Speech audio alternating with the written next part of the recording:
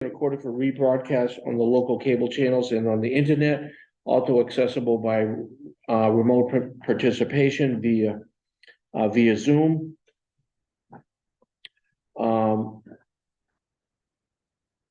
Looking for people on boards, commissions, and committees. There are still some openings, and it's a good way to learn about how the town government works and to help out as a volunteer. wnewbury.org/volunteer. Also to get the town agendas and announcements, wnewbury.org/subscribe. Anybody have any other announcements? No. Okay. Our first item of business is a request for determination of the Council on Aging van as surplus property. The Council on Aging Director, Christine Marshall, is here, and she's gonna give us a little info on that. Hi. So I think, as all of you know, I've been here a year now in the COA. Shortly after I started, our driver retired. It was actually March, not February. Correction there. When he retired, we were forced to look at other transportation options for the medical rides. So NEAT was someone that we were set up with, but we hadn't really utilized. NEAT is Northern Essex Elder Transport. They are a nonprofit. They utilize volunteers to drive folks to their medical appointments. They run on grants and donations. The cost to us annually is $150. It just made so much sense to me. They have volunteers from 13, I think it's 13 surrounding communities. So some will volunteer even if they don't live in West Newbury, they'll still drive our West Newbury seniors. So we started utilizing them. It worked out great. They filled almost all the rides that we requested, even if, you know, 2 different people had an appointment about the same time, where normally we wouldn't be able to meet that need with 1 van and 1 driver. So we've been doing that almost a year now. It's worked out great. The van's been sitting since March. I kept the battery alive for as long as I could. So I just don't think we need the van as part of our transportation program right now. We also reached out to what was NVRTA, now called MEVA, and we had an info session 2 weeks ago at our Lunch and Learn, and just realized how much they had to offer as well. And I have some, do you have the data that I gave? We do, yeah. Okay. So I pulled that data together. I'm sorry I didn't have that for you for your packet last week. There are people utilizing the mini Viva. It used to be called Ring and Ride. So they are doing many rides that I wasn't even aware of before we sat down and met with them. And I think just spreading that word and increasing that ridership is important. The service is there for us. Yeah. All of those fares are free. And that's not just medical, having right? sat in on that meeting a week or 2 ago, it seemed like that was new information to a number of people. To so many, And, yeah, right. my guess is that, you know, over time that will, just based on awareness, that'll grow. Absolutely. I think just spreading that word. Yes, Wendy, that is more than just medical. So shopping. Shopping, anything. Okay. I think the best example was from Marge Peterson, regarding, she said, well, what if I had to go to the vet and bring my cat or something like that? And they said, absolutely, as long as the cat's in a carrier. So she doesn't even have a cat. So it was a completely hypothetical question that was answered perfectly. Did someone else say, could it take me to the beach? Yeah. Yeah, the answer was yes. As long as you stay an hour, and you schedule that ride a day in advance, there's a 30-minute window for them to pick you up. But after talking to some people that are using it, it just seems like it makes so much sense for us to, you know, push that, and have people use that as well. And I've been in discussions, as the representative for the town on the board, I mean, we've talked about like a temporary bus stop sign. More of informational than anything else that we could put outside the senior center, that we could put outside the library, that we could put outside different locations. So that people understand that all you have to do is call this number, set up a profile or essentially your information, so you can call at any time in the future and be able to get a ride within 24 hours.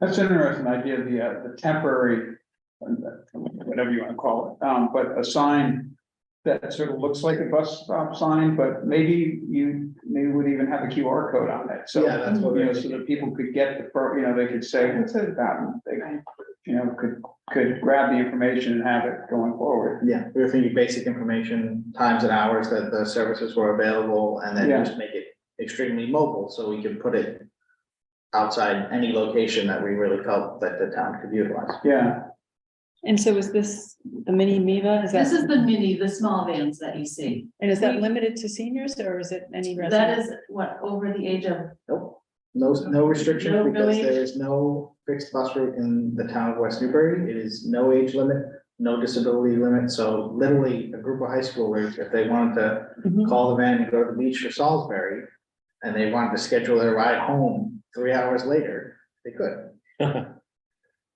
I mean, that's wonderful. I mean, yeah, Yeah. I think we should really get the word out. yeah. Yeah. So I have a question about, just to be the dark cloud for a second. What's Hey, I'm usually the doctor. what's our insurance situation and our liability with this situation? In other words, these are, it's not a town employee, and so, but it's sort of a town, you might say, not sponsored, but not even, I don't know what the word is, but Coordinated. coordinated, yeah. So what is our liability if someone was in an accident in that kind of situation? I know with NEAT, they do have their own insurance policy. I'm not sure of the limits for that. Because I also signed up as a volunteer, so last minute, if I needed to drive someone in my personal vehicle. Yeah. It would be NEAT's insurance that would cover that instead of the town's. Jim, do you know more about the NEPA So neither insurance? they're a public transit authority, so. Okay. they have Plenty of coverage. Yeah. When it comes to if God forbid something happened while the driver was driving, something happened to the driver themselves, any medical issues on the vans, anything like that, they have all that covered. So I do think it would be worth finding out about the need insurance Yeah, coverage, I'm not aware if we have like a rider on their policy or something like that. Yeah, or what the. You're an additional covered or Yeah, whatever, yeah. As an additional insured, yeah, I don't remember seeing that, they're not we have that for all our vendors that we pay money, but we don't pay money to them, or $150. So yeah, that's. a Yeah, I good can find that question. out for sure. And my other question was, does the Sage Center have any events where everyone goes to some art show or something simultaneously, and instead of and so the van I guess it hasn't been needed for those kind of situations I mean, it either. hasn't, of course, during COVID, and most recently when I've been here, we haven't done any trips. My hope is that when I do roll out some trips, that I have more than 7 people sign up for them. So we would need to find transportation anyway. We would need to hire a transportation company to drive us. Oh, okay, so the van wouldn't be able to It'll use be more than 7. 7 people. Oh, okay, okay, I didn't know that, okay. So, Yeah. but if something like that, an event like that were to be within the MIVA range, could MIVA be the entity? Could be. Yeah, huh. Technically, as long as it's within any of Within the the range, yeah. communities, they Yeah. absolutely could. Yeah, But they probably don't, say PV Essex, they don't go down to Salem, I don't think, so. yeah, I'm not sure if they go to Yeah. they don't go to Beverly to No Show Music Theater. Yeah. No. Yeah, Well, we can't drive into Everett or anything like that. To take you to the We're not going to airport. Elkhorn. So how many people can fit in a mini Miva van? Is it the same size? It's a larger van than what we have. But I believe it's with it, let's assuming someone's also in a wheelchair because that kind of open space. I would probably say 13, 14 maybe. That Yeah, sounds about 12 right. or. Yeah. Max, like someone, you technically, because they're public transit, you can stand too. I mean, we're not gonna have seniors standing for the ride, but No. yeah, I would assume 12 to 14, depending Yeah, on. that would be my guess too, yeah.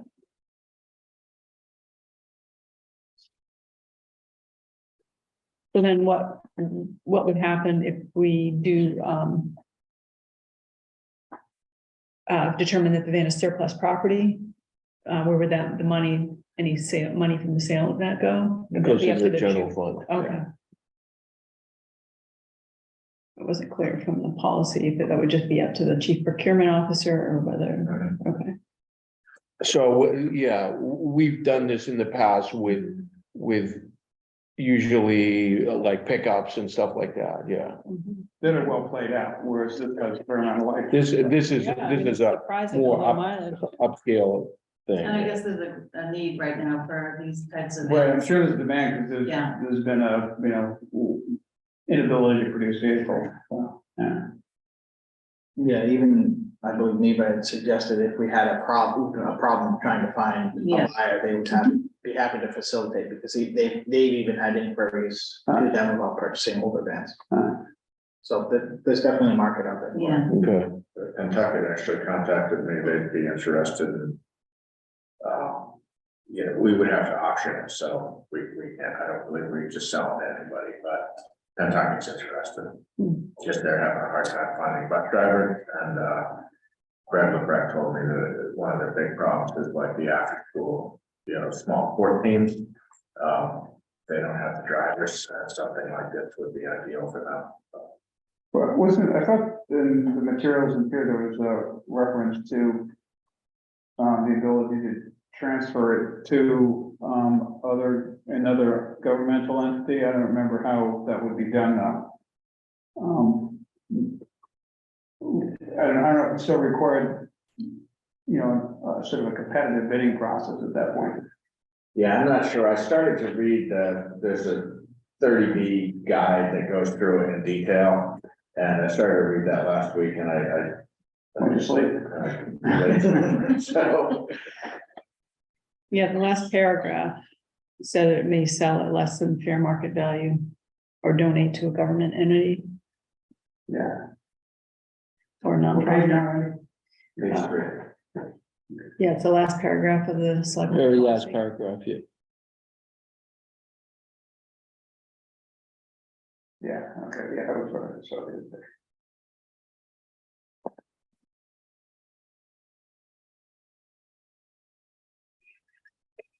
Okay, any further comments?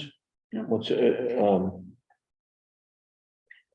thinking? You wanna go forward?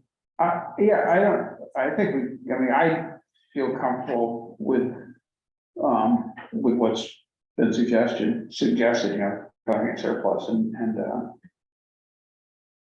moving it on, but I guess do we want to explore the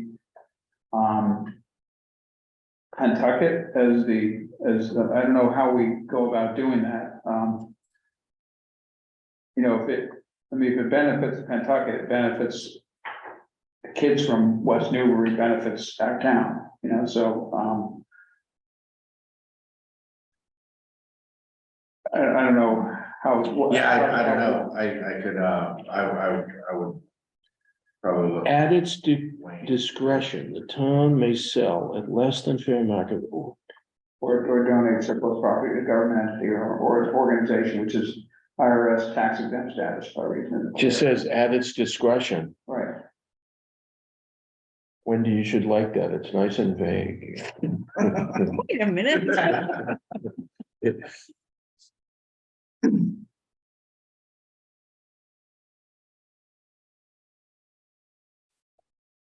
Okay, well, I make a motion that we declare the van surplus from all the information we've received. Second. Second, but in discussion, I would like to explore, I would like, the possibility of it going to be purchased by Pentucket. I'm not suggesting we donate it to Pentucket, but being purchased by Pentucket if if a reasonable, there's another vague word, if a reasonable agreement can be worked out. I would request that the chief purchasing officer get a Kelly Blue Book value or whatever on the van and to your point, Rick, I agree. What do we want to do? It does say it has to be approved by the board, that what kind, okay, suppose just to pick a number, suppose the sort of assumed value from a Kelly Blue Book or something like that was 30,000. So what would be willing to discount Pentucket? Well, I mean, why don't we ask Wayne, the chief procurement officer, for his opinion on what the vehicle's worth and what would be reasonable. If we did want to donate it at less than market value. Right, I mean, I don't think I I would be in favor of donating it. No, I mean, yeah. at less than, I don't mean donate entirely, but donate, the whatever margin is below market value. But I think he would have a better handle on it, and he could probably, give. Oh, us yeah, that I wasn't just saying that number, I was just making it up, just so like, Right, but why don't Okay. we get his opinion and then we can okay, vote if we want to do it. But so maybe we should do the disposition as surplus. second, yeah, okay. Okay, so I guess we've had a motion, we've had a second to declare it surplus. Yeah. But the actual transfer will hold off until we. Yeah, I mean, I think what you're talking about is really consistent with the policy, because the designation of an item as surplus is different than the approval of the disposition and where this would be valued. You have to, it's sort of a two-step thing, yeah. Yeah, where it would be valued at more than $1,000, any sale for anything less than fair market or, work through government. Anyhow, so I think that's a good approach, is just let Wayne know, okay, it's been declared surplus, what's the next step, and then the disposition of it would be a separate vote. I think technically he probably, once it's declared surplus, maybe he would have the authority to dispose in accordance with 30B by sealed bids, public auction, but he can just bring it to this board to approve whatever. Right, because it would be at the discretion of the select. The select board to do anything other than fair market value. Right, well, anything other than maybe sealed bids, but he'll read that guide, he probably already knows what that guide says. It's 5 or 6 pages and I started reading it last week, and I thought about dropping it in here, but I didn't think we could get that far. So, but yeah, we'll just have him advise on What are options? what the procedural options are to dispose of it. I don't think I want to bargain with Greg about a used car.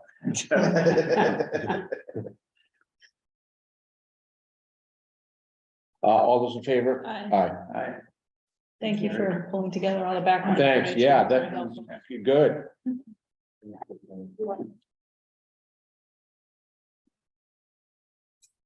Good night.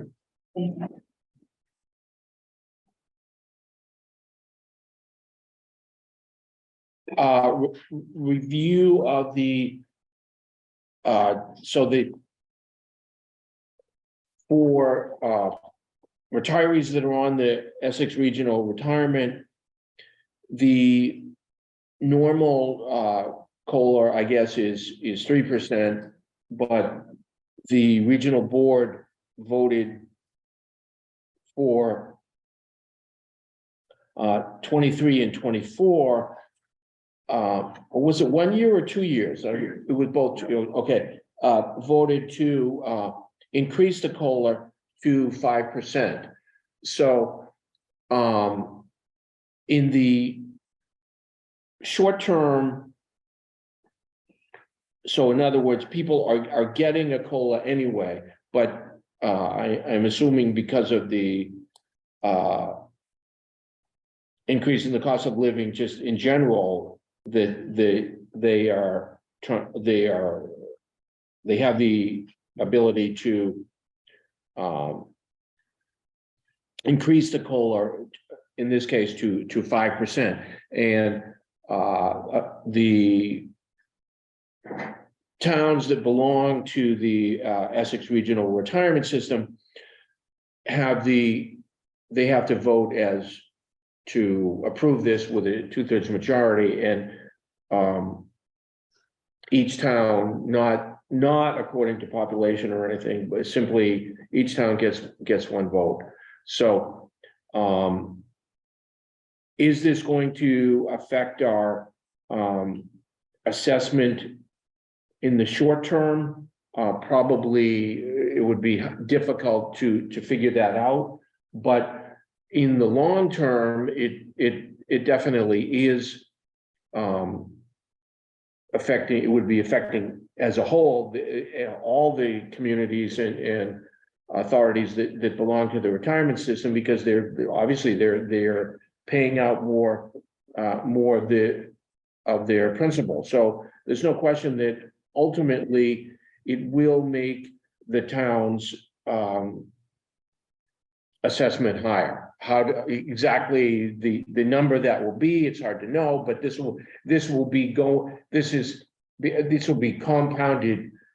So, the additional 2% that's added on for those 2 years will be there 40 years from now. So it will unquestionably affect the town's assessment. And with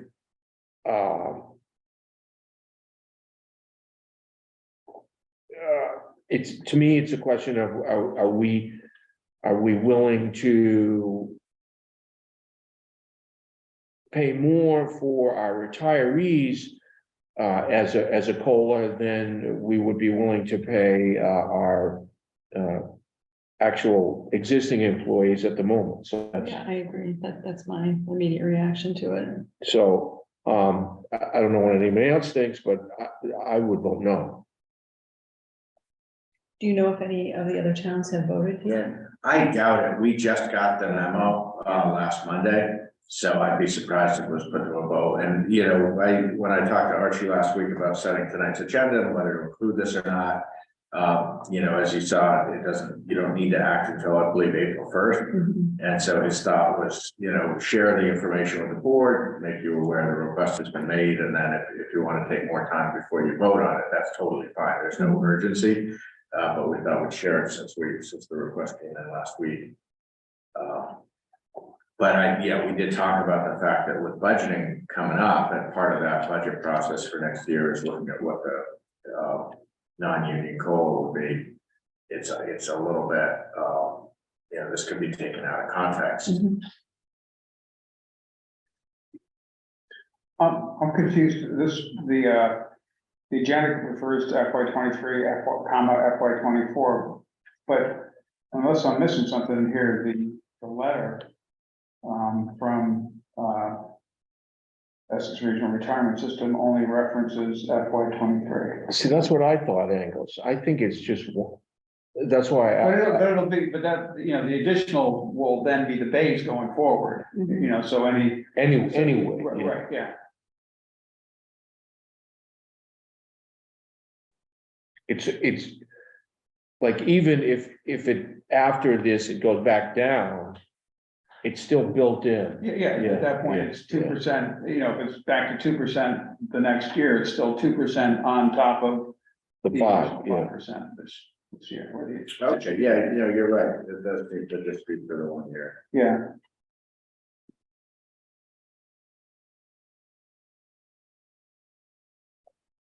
So with the special legislation that allowed it to go up to the 5, I believe. looks like it, so. I thought it was kind of odd that they didn't didn't throw in the fund's performance for the previous fiscal year, which I'm sure was not good.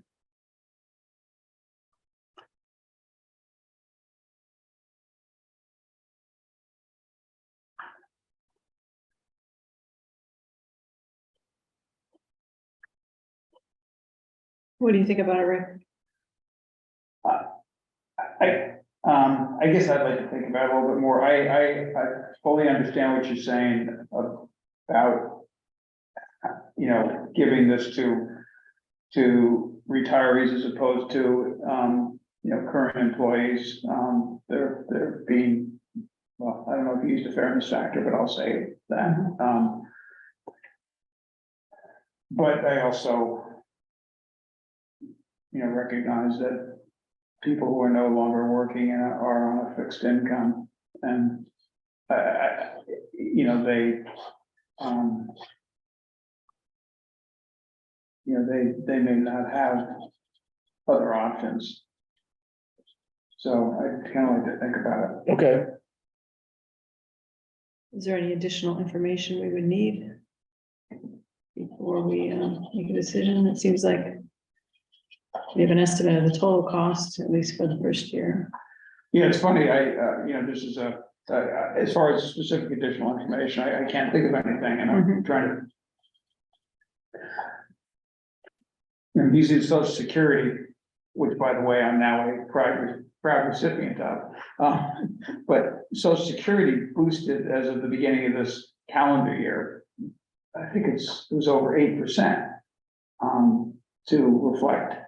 Or it was either a little over 6 or a little over 8 to reflect, you know, the difference in inflation. You know, the jump.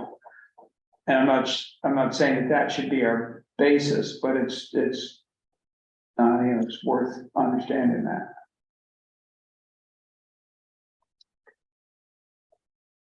Did you all have the same question I had in terms of this formula that they put in the letter? And the dollar cost, and then we try to calculate that. Oh, 0.2 times COLA base times. Why put that in the letter? Yeah. Well, I think what they're trying to do is, Every town must have had the same, read it the same way I did, you know, that's how to calculate your cost or to estimate your cost.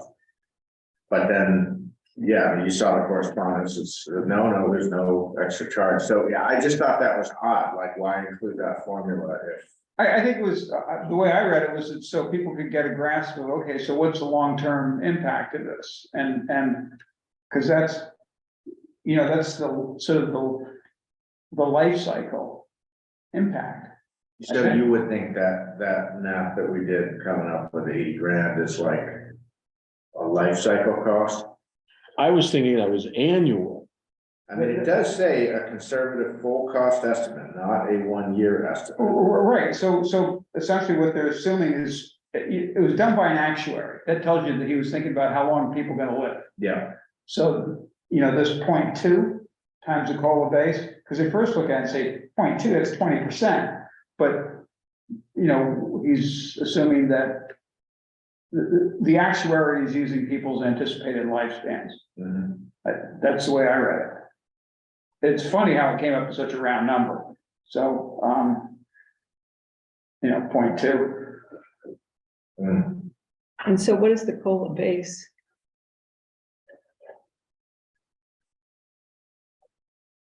That's 16,000, but I don't know. I don't even know what that means. I don't know what that means.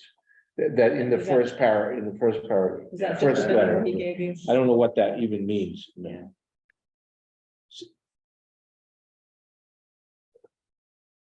Is that the COLA base amount? I think that's. What does that mean? That's the number to which you're applying COLA. So if the base number was Oh, okay. $20,000 a year, and then you were applying a 2% increase in normal COLA, the 16 or the 20,000 would be the COLA. But that's the way I read that. But it would be the same for all employees, I mean, for all retirees? Or is that just kind of an aggregate? I think that's an aggregate, again, you know. Just sort of the It's done by an average. actuary, you know, they kind of aggregate all the data and including lifespans and you know, everything that they think is relevant. I guess the other thing to think about is this is a one-time thing, right? This is not, or do you expect that this will become an annual? No, I mean, I think, you know, Jim made the point, this was special legislation that allowed this. Yeah. And, So and typically it it's would, just for the 1 year. I mean, Archie made the point, it would be compounding over the years, but it would just be a one-time yeah, COLA increase. and that has something to do with the economy, I'm assuming. The governor signed it before he left, right? Yeah. If you want to check chapter 269 of the Acts of 2022. Up to, so is that, does the 6,000 mean that sort of like, that's just sort of the average of of a retiree payment? In other words, somebody might be only getting 2,000 a year and someone else might be getting 40,000 a year, and this is the average person, or what does it mean? You know, actually, think about this,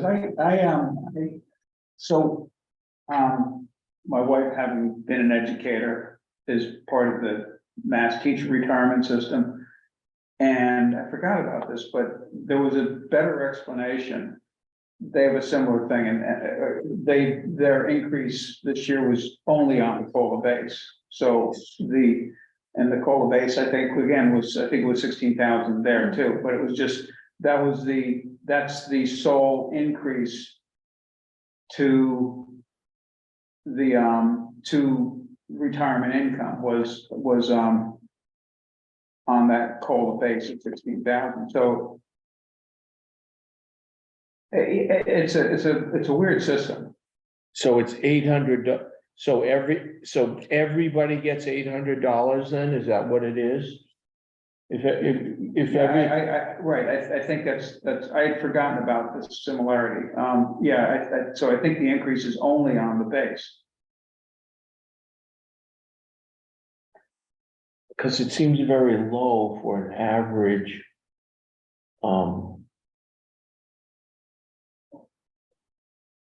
An average pension to be 16,000, that seems very It low. says it's a limit on the amount of COLA given.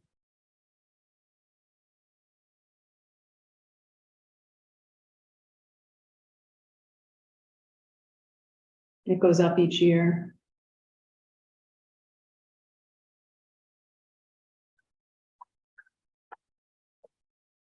So the COLA doesn't go on your total pension, it just goes on this 16,000. You think that's what it means? I I think think so. this increase is Okay. only on the base. Okay, well, So it's already 2%, and well, actually, I guess it's already 3%.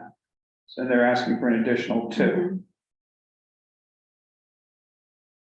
And if that's the case, then the delta is only, 2% of 16,000 per individual. it would be $320 320, right? per individual. We could actually figure it out. So $320 times how many people are actually collecting? 25. 25?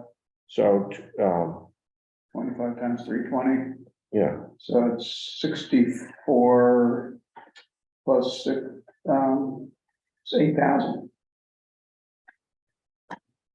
All the money.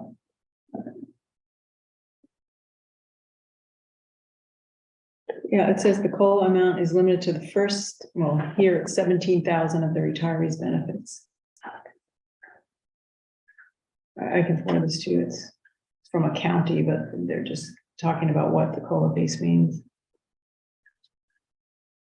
The other interesting note in here was where he pointed out that our percentage Yeah, is dropping, so which actually more than offsets by a significant amount, more than offsets this for at least this year. it's showing up as $150,000 reduction from FY 23, FY 24. Right. It's really hard to believe.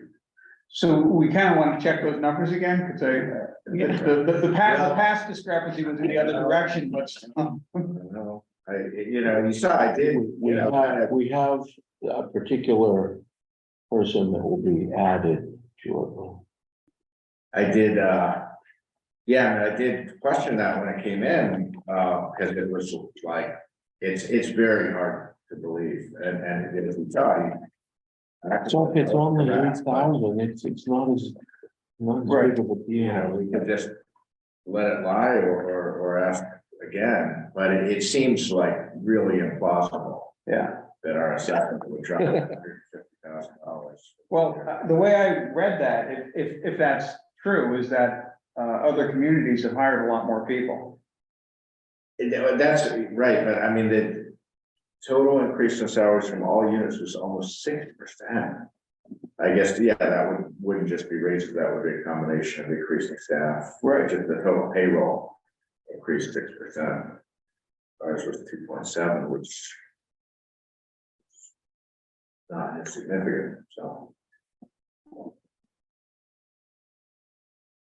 Yeah, so I didn't follow up. Once I got the answer and he said, yeah, it's correct, I said, okay, that's what we'll budget. But it's, as I was looking at the numbers side by side, it's $150,000 reduction from current year to next. Where are you on that? You wouldn't see that in here because Okay. But if you look at page 14, what it's showing is our appropriation if we pay semi-annually. Right, To 719. Well, yeah, or I mean, I just, for comparison numbers, I looked at the semi-annual. Okay, But so it's showing 732. Our current year is 882 in that same. Yeah, right? I mean,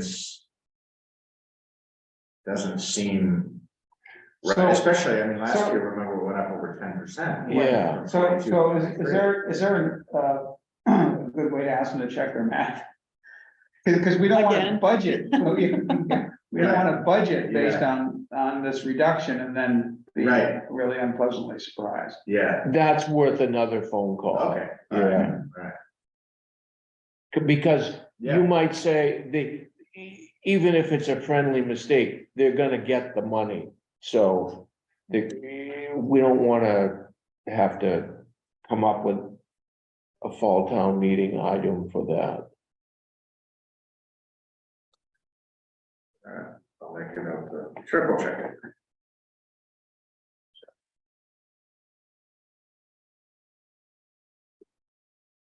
I know, I hope you weren't counting that in your budget.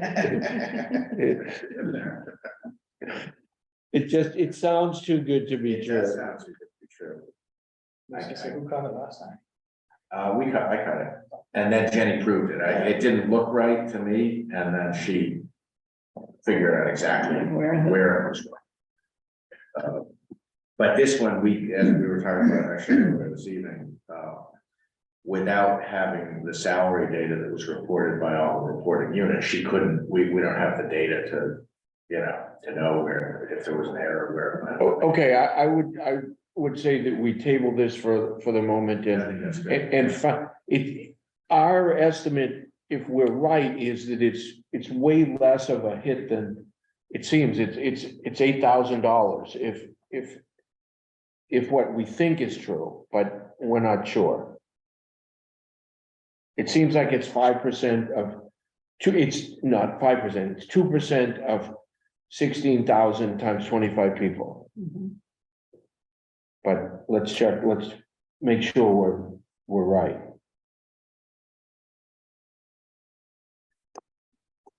Yeah, that's eerily similar, but on an order of magnitude different than the formula they provided at the 0.2 times. Yeah, they said 60,000.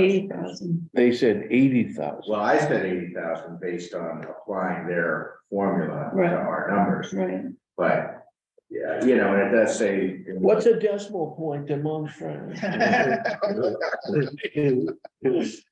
But that's why I was puzzled by, they included that formula in the memo, you know, on page 9.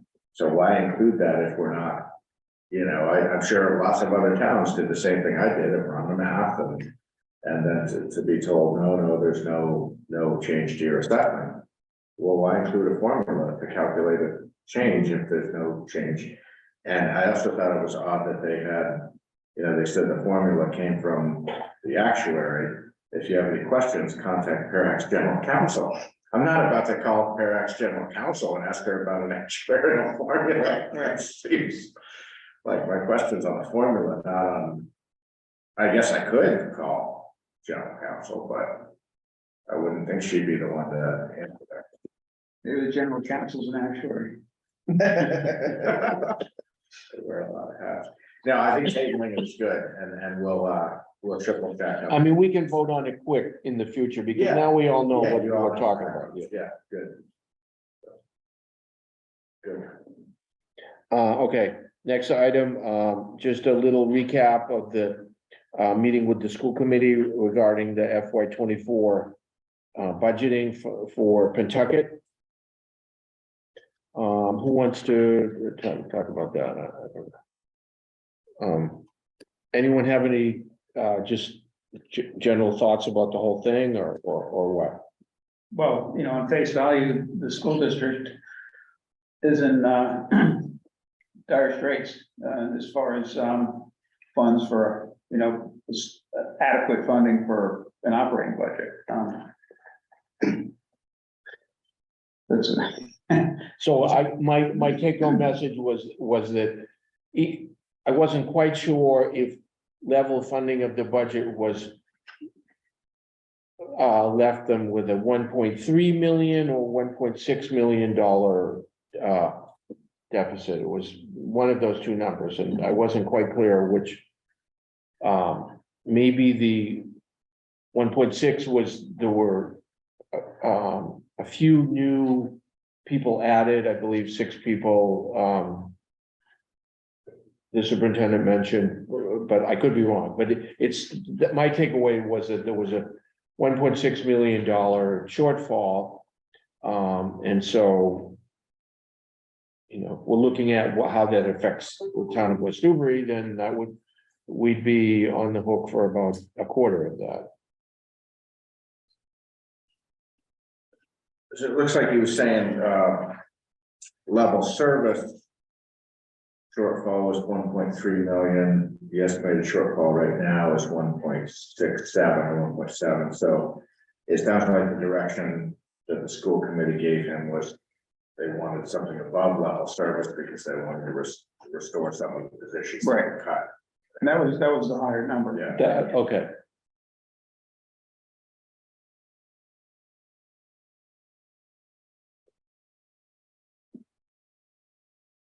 So that being the case would almost certainly require an override in some number of towns, maybe 2, maybe 3.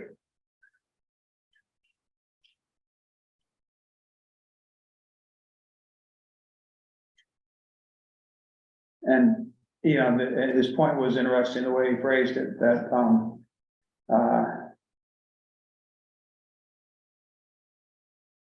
if, how did he phrase it exactly? If one town didn't support the override, no matter what happened, somebody was gonna be a loser. If not all towns supported it. If one town didn't support it, the other 2 did, then the override would stand. And the one town that didn't support it would be in big trouble because their budget would not be sufficient to pay their school assessment as well as run the town government. And if 2 towns or more didn't pass it, then the school district would be in, you know, really dire straits, and there would be significant loss of services. It did seem that those numbers were not completely bleak, in that they had put in numbers for like regional transportation and circuit breaker money that they budgeted on the low end without putting in the possibility that maybe the legislature would do better with that. So what it isn't because because of the new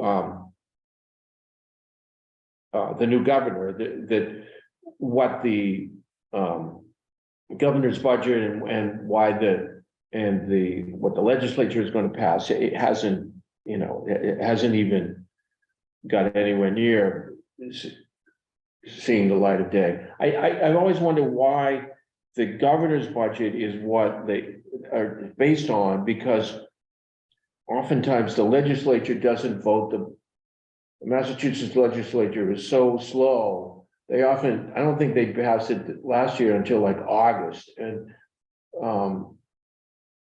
they had like a continuing resolution to pass the budget for, July and then August.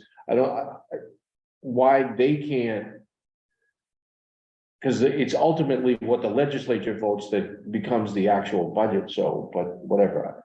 So if last year was a good year and it didn't, and the ultimate budget wasn't passed until August, I can't imagine how bad it will be this time.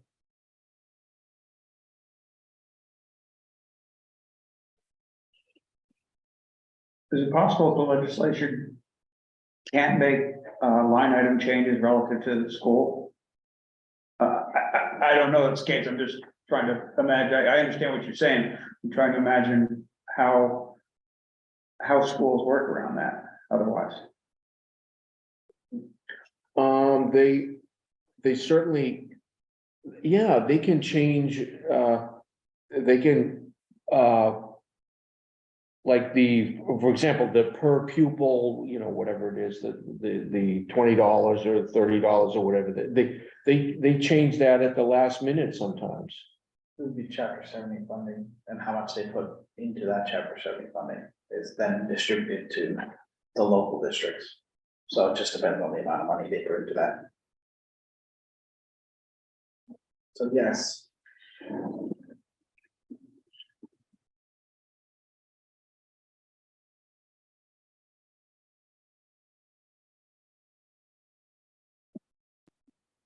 So Angus, did you have any thoughts about the? No, I just thought since it was a, high profile meeting, it'd be good to just have in case there was a recap. I think as much as the meeting was intended for your board, your counterparts of the other towns, or the 3 finance committees, I don't think this particular board was the direct audience. I think there's a lot in there that you probably already knew.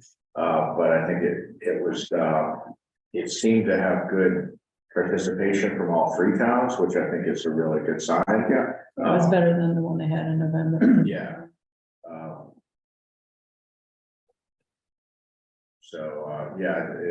But I think it all. It really came out of that meeting, Archie, that you and I went to in August, and the discussions that followed from that in the subsequent several months of the idea of bringing the towns more into the conversation and sharing some of the problems and making them share the challenges and not. But also I thought it was sharing the problems, not March 15th, but Right. ahead of time, Yeah. which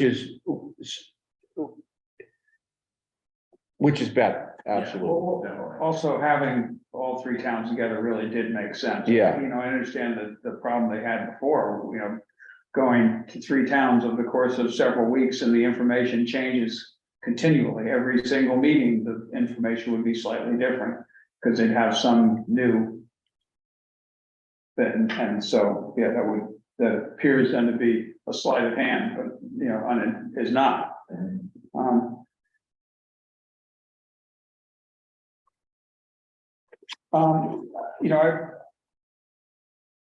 It seems to me that it would be worth having the link that you sent to us of the meeting on the town website. It's not there already. No, we didn't. That's a good thought. Yeah. Because the more people see that, hopefully the more people will, understand what's going on. Definitely.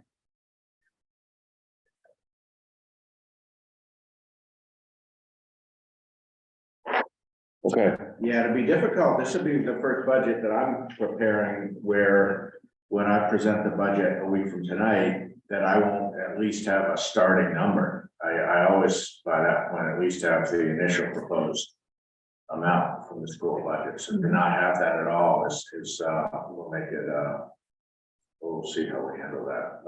But a lot of your budget direction was based on the non-school budget anyway, because we really can't control that, but it'll be difficult even to, get to where we're estimating the, doing the tax recap model for purposes of estimating if we think we would need an override or not. Actually, that'll allow us to, and that'll be a big variable. The school budget will be the big variable. So it'll be, interesting challenge to do. okay. Item D, anticipated articles for the spring town meeting. Okay, so I sent that out around just this morning. There are 2 additional things that came to my desk today. And so this is just a preliminary thing. A week from tonight, you'll have, all of the proposed articles with all of the backup in front of you. So this is really just to kind of hear what we know at this point. The first dozen or so are all recurring articles. I don't know if you want to talk about any of those tonight in terms of like some of them have blanks on numbers and how do we go about filling in the blanks. Some of them we have the information, I just didn't fill in the blanks, like the septic loan revolving, that's a specific amount, but you know what that is. Pension liability, we've been doing 10% of that year's retirement appropriation, so we'll continue that. OPEB, we can talk about whether we want to do that this year. So yeah, the first 11 of them are all recurring articles that come up year after year. And then we have the list of either those that have been filed or those that we have reason to think might be coming our way. And there may be things that we haven't heard about yet or that we've just forgotten. So I don't know if there's anything on your radar that's not reflected here. There is one,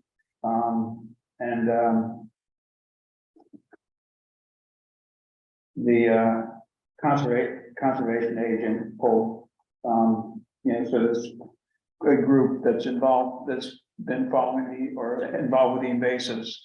He had sent me an email about that. Yeah, so Michelle kind of organized this, thinking that, with the new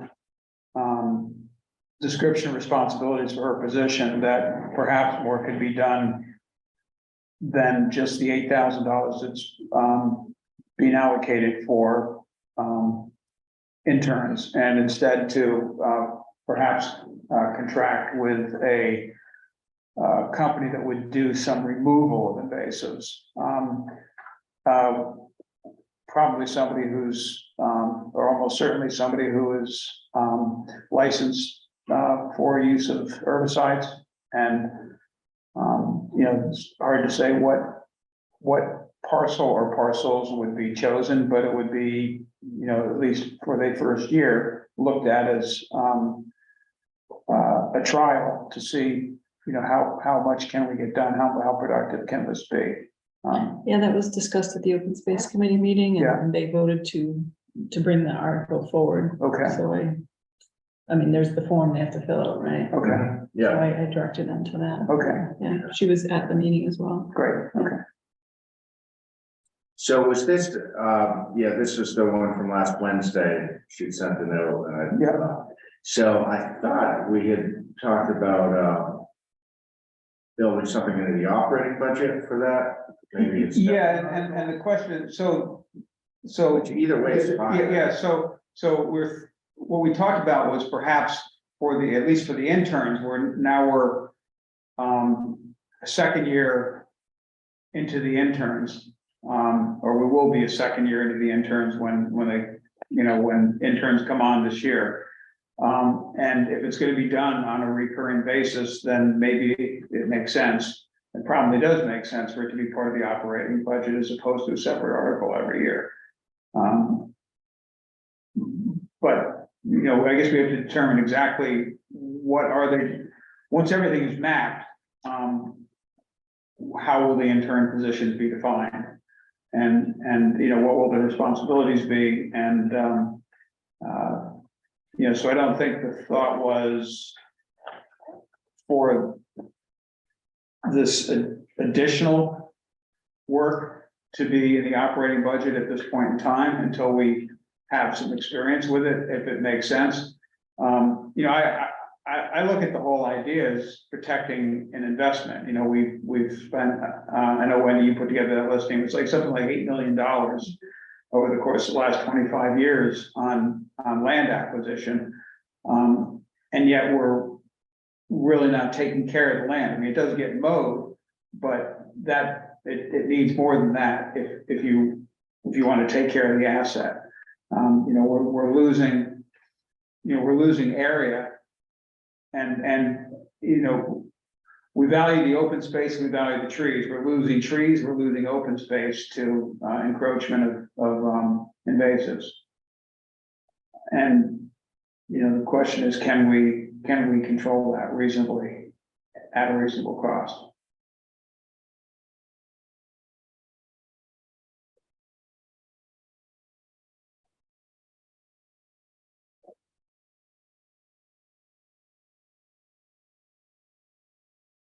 So Angus, will there be new forms or should we just use the forms? Just the thing. Okay, all right. So I started working on the one for the trust.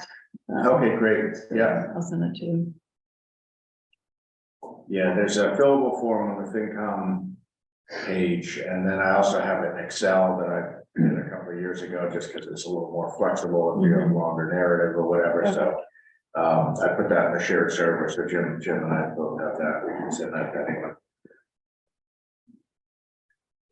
So let's to Angus's point, we can talk real briefly on a couple of the blank dollar ones of things that we might do. For example, number 7, well, we want to make sure that it'd be interesting to know if our pension assessment is down, then this number would be down.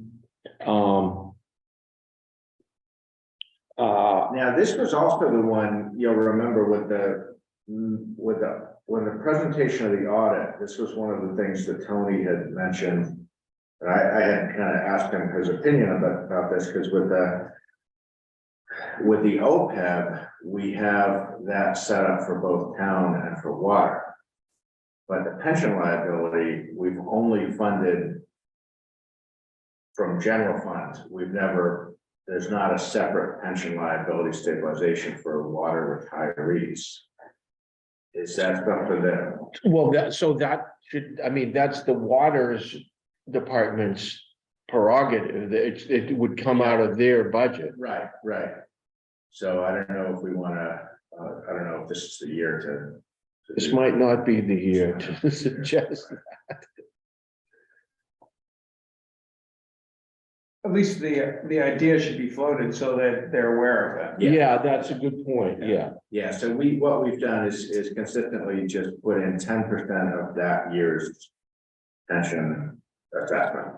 And that's based on the Mass DOR policy that was adopted a couple of years ago. I still wish ultimately that could somehow be in a fund that can generate with equities theoretically 6 or 7% return, and we haven't figured out how to do that yet,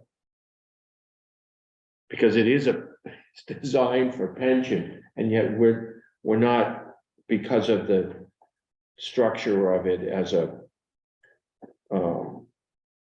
town account like that. We can't do it in investments that say the OPEB. Or what the Essex Retirement can invest in. But it's small potatoes at the moment, anyway. It's not huge.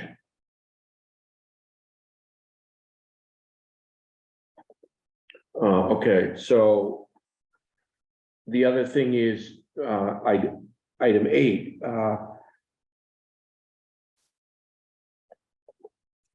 that's a very, it's a tough question to think about. Personally, I would wait till see what the entire, that'd be like the last thing I would vote to put money in. I'd wait to see what the overall budget is doing, because we're still the best funded OPEB account in the state. So why do we have to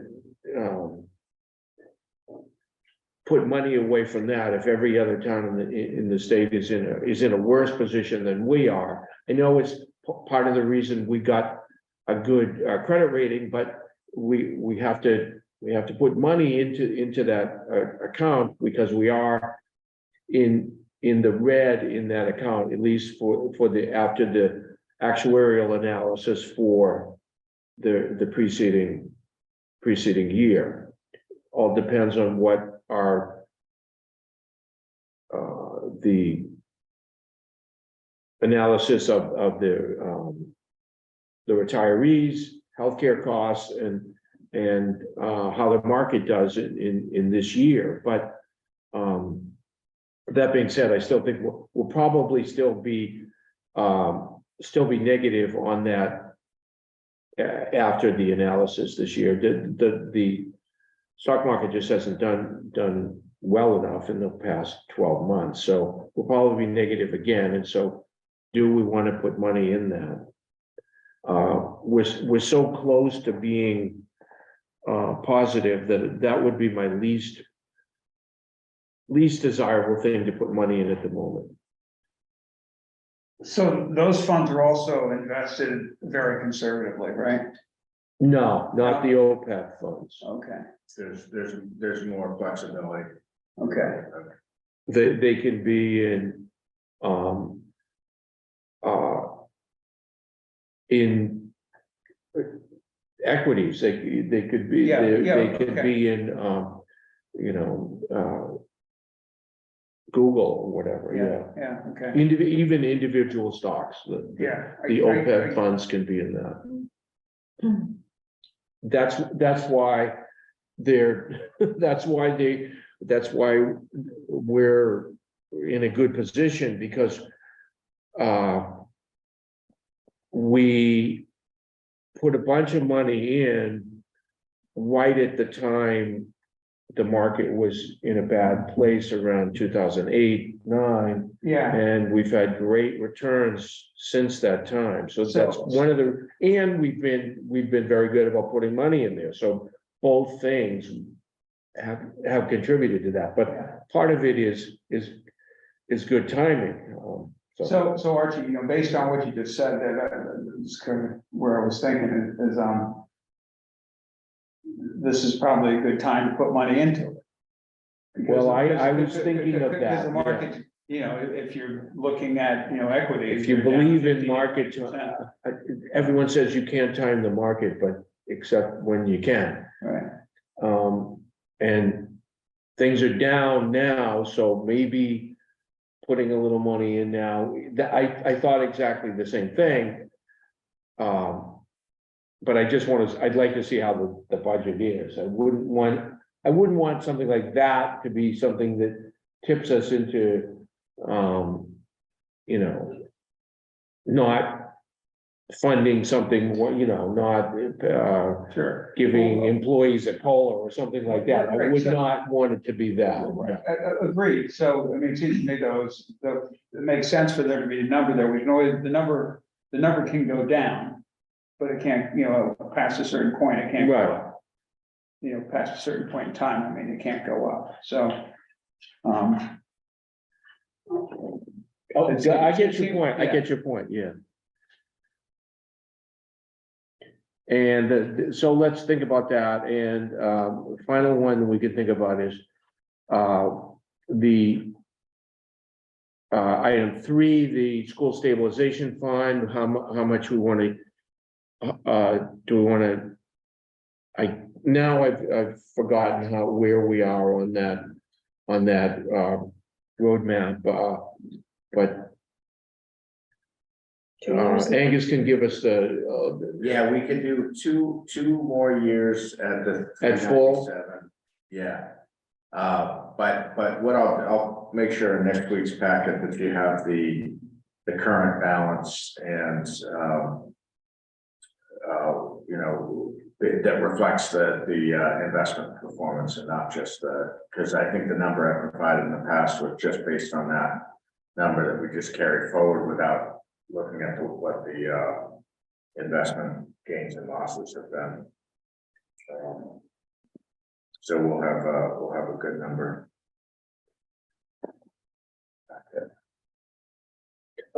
anything anyone else wants to talk about? I would just say there might be, there might be things on zoning that Right. I haven't listed, so the town planner did put together something that was, I'd asked her to put together a similar format to what you've probably seen last time with the soldier and sailors zoning of like when the hearings would need to be in order to make the warrant. And so,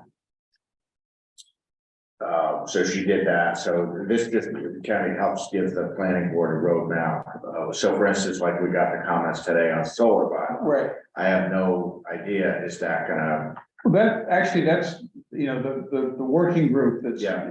you know, Sue and Tim and Chip and myself, what we've talked about is the hope that it would be at a point where, you know, the planning board was comfortable with going forward with it, for this town meeting, okay, but it's hard to say if that'll happen. So they have a meeting next. next Tuesday. Yeah, so. You So know, I'll it seems to talk me to that you this week. yeah, okay. You know, even if they may or may not go forward, like I said in the email today, like you could keep a placeholder on there. Yeah. If it's within reach on one or more of those.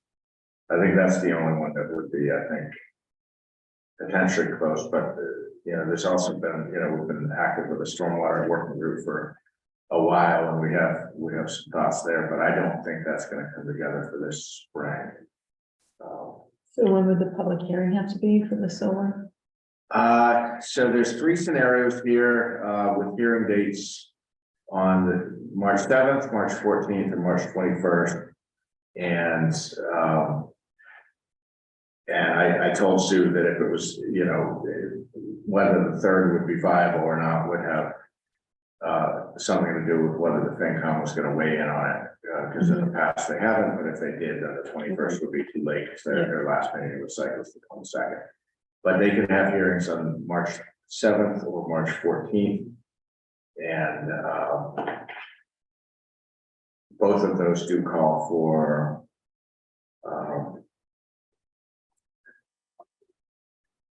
legal notices being sent to the paper relatively soon, one on February 16th, one on February 23rd. To meet either of those timelines. Okay. So they would have to know really coming out of their meeting next week. Yeah, So, Angus, what's the, where do we stand on the proposed, water main projects? Do we actually have like design, you know, Okay, glad you brought that up, yeah. So I met with Bob and Mike and Mark earlier today, and the thought is that would be too soon this spring, and that should be for next spring. But it's a little more nuanced than that. Part of that is to do with the you can't have, you know, a real number until you go out to bid and have a low bid. And there's they've been looking into the idea of whether the town could pre-purchase the pipe associated with the project and stockpile it and save money by doing it that way. There are other communities who have done that. Merrimack did that. And the water, Why does that save money? because the vendor would mark it up. If you waited another whole year, the prices are just. Well, but Not also, necessarily. Vendor doing the work would. I mean, yeah, the vendor doing the work would mark it up. oh, okay. Yeah, so, But you'd have to know that you want 50, 90-degree elbows versus 49 degree. You can't do that until you have the they engineer. have the engineering. Okay, Yeah, they have the engineering, so they told me it'd be about 400 lengths of pipe, 18-foot pipe. So one of the big questions is, where is there a place we could store it for potentially a year or more? And that's an open question. So I asked them if they could figure out how much land area that would take. There's not a clear answer as to whether that would be whether there's a location that could do that, but they thought that that could save money from the markup that the vendor would do and could result in bids by vendors who might not otherwise be in a position to bid because of the financial kind of strength they need to be able to bring the pipe to the job. They've got to kind of front that cost. Whereas if the community owns the pipe, their bid would just be for the work. So that is something that's, kind of an interesting idea. I know they've been talking to Wayne about that and have done some research on how other towns have done that, and that saves some money. One of the other challenges that they really emphasized is because they are proposing their budget for FY24, and part of that is they have to have an estimate of what their revenues are going to be for the entire fiscal year. They don't know what the rate impact will be of this project. And they said they felt that in order to bring it forward for this spring, they would need to know, or at least they either need to, know what they were going to be proposing for an increase in rates to cover the project, which would be very difficult because they don't have an actual number. And they said that the requirement to have a hearing before changing the rates kind of backed them up to where they felt that they would need to announce the rates by March 1st, which I don't know exactly where that date came from, but they said they felt that there really wasn't time in the next 4 or 5 weeks to get that all figured out with like what they're. but they have that, the engineer has to have some idea what it's gonna cost. Is it gonna cost $5 or $5 billion? They have to know something. They are working on an updated cost estimate for the project. We'll have that for next week. That's one of their jobs, By the end yeah. of this week, yeah. Yeah, we had asked for that about a month ago, and they had said, and I'd given them the February 6th that we would need an updated cost estimate, so I know they have been working on that, and I was in touch with the engineer last week, and they said we would have that by the end of this week. So we'll have an updated cost estimate by the end of this week. So putting this, so having this on there is just, Well, so when I put this together, I met. Oh, with I them. see. Okay. Yeah, so I had met. Okay. I've had it on my list, and they may, they may say they want to keep it on there, but to seek the appropriation just for the funding to buy the pipe, potentially. And then with the idea that they come back next spring to actually authorize the work. The other thing they thought is there's lead time associated with the pipe. They're hearing upwards of 30 weeks to get pipe delivered. Okay, So that was another thing where they felt that if, and they're saying that because of the competitiveness of the bid environment, contractors aren't guaranteeing their price for more than 30 days. So if you put out the bid without the intent to actually break ground fairly soon, that the bid's gonna be stale. And so that was another thing that they felt, recommended in favor of trying to pre-purchase the pipe. Because if they got that done and got that over, let's say over the summer or into the fall, then next winter, do a bid process similar to what we did with Break Hill Tank a couple of years ago, putting out the RFP in the months leading up to town meeting, getting the bids in in the month prior to town meeting. That way you have your actual bid cost and you can bring that exact number to the voters. And then, assuming it's approved, sign a contract shortly after town meeting, get the work done. Get the contractor moving like shortly after town meeting. So there was some logic to that. So that was their, I think that's gonna be their recommendation, but they are gonna talk about that at the Water Commission meeting tomorrow night. But yeah, the meeting this morning was the first time that, they had kind of updated me on that, because, I had asked them. So are they talking about having a hearing for the rate? Yeah, they know they need to have a hearing for the rates, yeah. And the rate study, I think, is not gonna be done for a while. So that was one of the things is, how do they estimate the financial impact? And, but during the meeting, Mike said, well, if an estimate is good enough, then maybe they could do that if they were gonna just estimate. but that, if they want it perfect, they're gonna have to wait till they do the bids next year. It can't be perfect. It's impossible. Right. They're like talking in circles. Okay. All right. How can they have a Yeah. perfect number? Yeah, no, If you yeah. can't do it until you get the bids next spring, Yeah, it's impossible.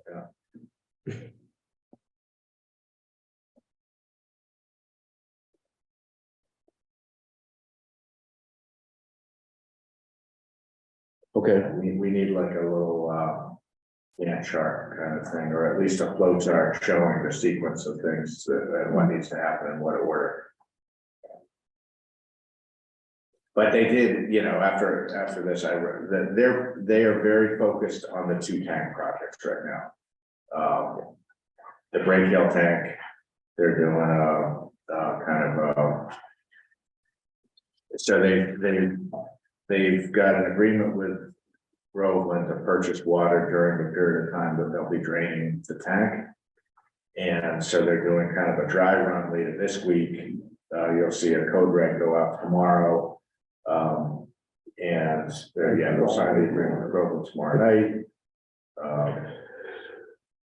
There's some challenges associated with that to do with the weather.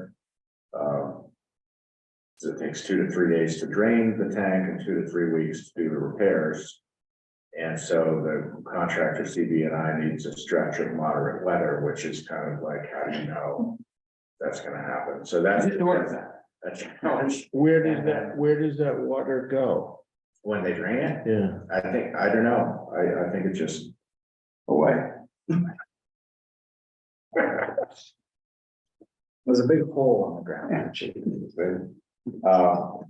that's a lot of And water. to do the fixes for the pipe Gotta station find some tank, fires to put out, I guess. which is gonna take 4 to 6 weeks, they have to replace a motor at the well field in March in order to get the pipe station tank repairs done.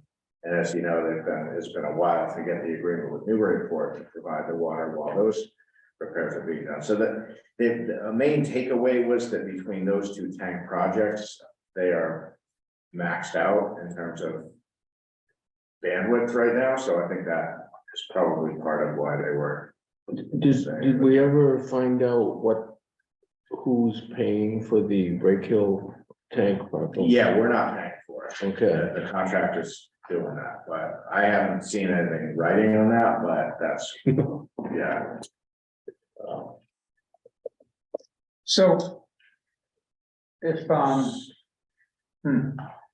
just thinking of the time, so they got 2 tanks to do and then the, pipe. The water lines. And how the ARPA funds have to be spent by, it was 2025, right? 2020, they have to be committed by this, the end of December 24, Okay, and then expended by the end of December 26. okay, all right, so it's not, okay, just wanted to make sure that there wasn't gonna be. Depending upon how long the tank repairs go. That we weren't gonna, that wasn't gonna time out. No.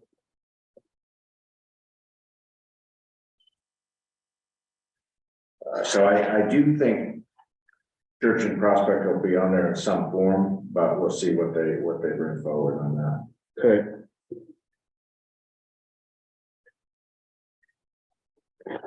Two other things that just came to my attention today, and I'll send you back up with all of this, but there's 2 Mass General laws that I plan to recommend we consider adopting.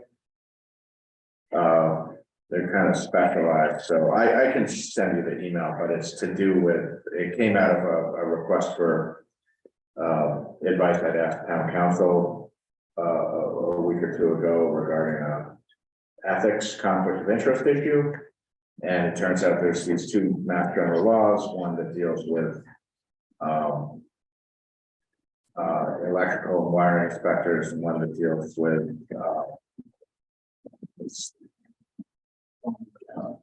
no, there wasn't one to do with plumbing and gas. That was the weird thing about it. Oh, well, I've got it right here.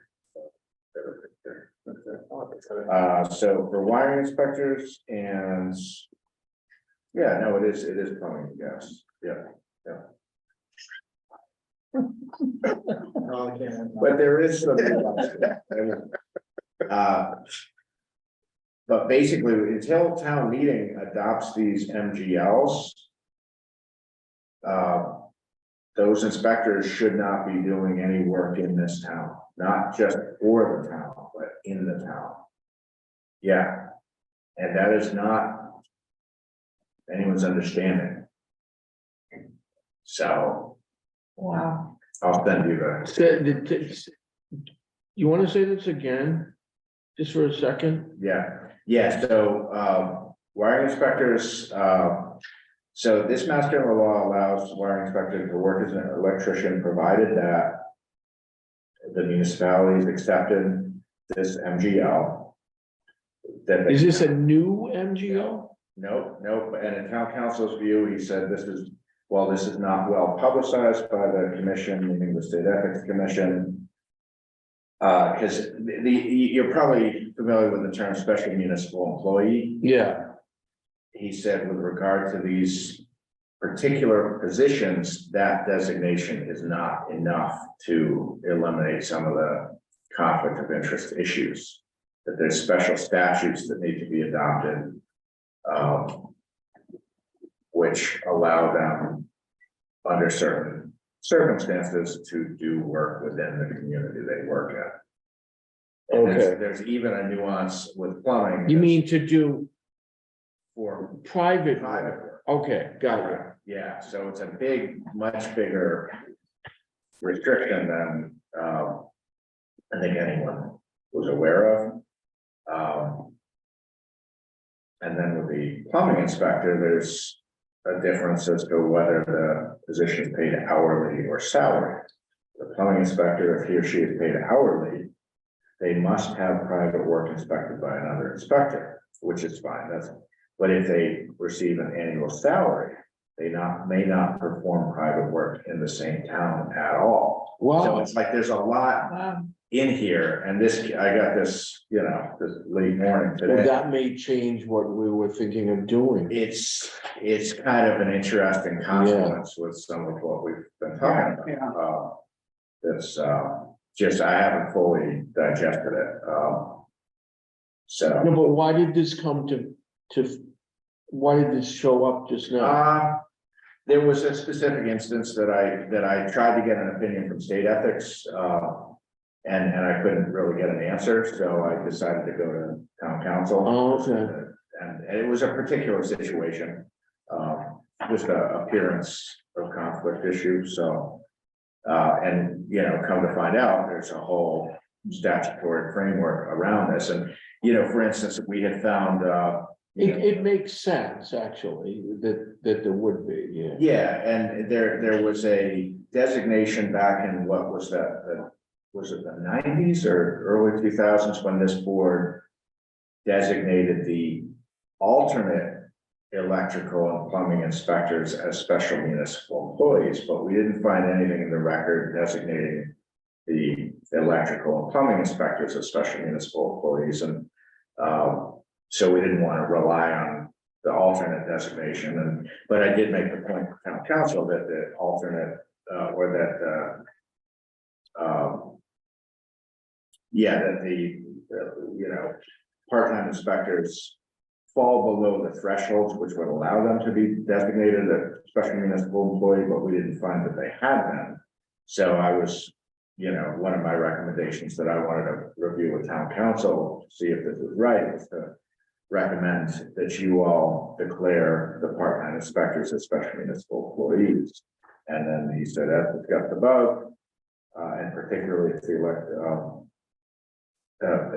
wish to perform any private work in West Newbury, the necessary step would be to include a warrant article in an upcoming county warrant to accept the provisions of Mass General Law, Chapter 166, Section 32A. So there's this whole, like, it turned into a much bigger issue than we thought it was. In terms of how it would, or I guess it turned into a bigger, yeah, I guess a bigger issue to resolve. The underlying issue is not that big a deal. But I can send this to you. So those two MGLs are things that I think we ought to consider. You know, you could read it and see if you agree, but they would at least kind of set a clear framework for under what circumstances these employees could do work here in town. Okay. So I don't know if anyone knew about that, but it may have in the past. It doesn't seem like that was known. One other, just you know, interesting thing on town meeting. I did talk to KC last week, and in a very rare circumstance, it looks like he's going to be out of town for town meeting.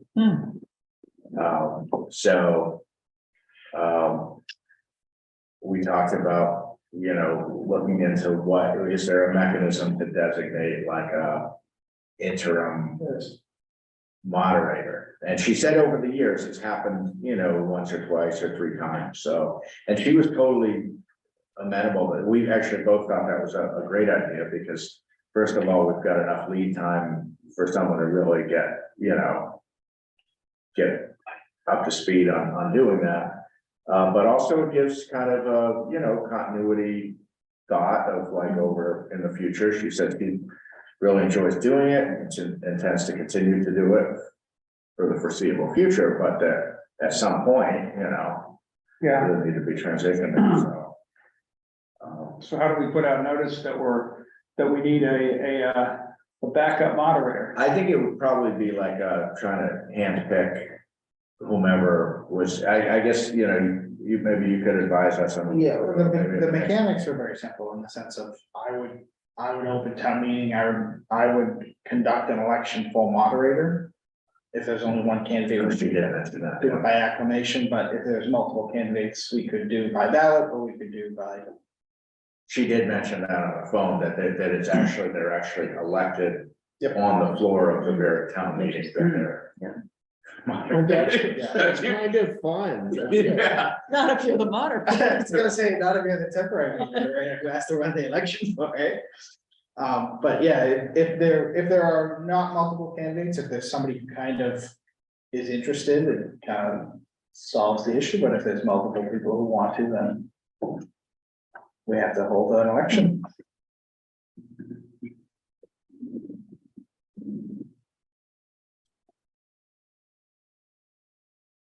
I told her I didn't see, any articles that seemed like they'd be that controversial, that's, but kept it that.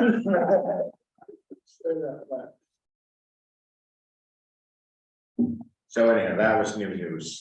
Yeah. We spoke last week for a little bit. I guess, Steve's got his 50th anniversary or 50th from his graduating class for dental school. So they're going down to Virginia. That's important. Says the dentist.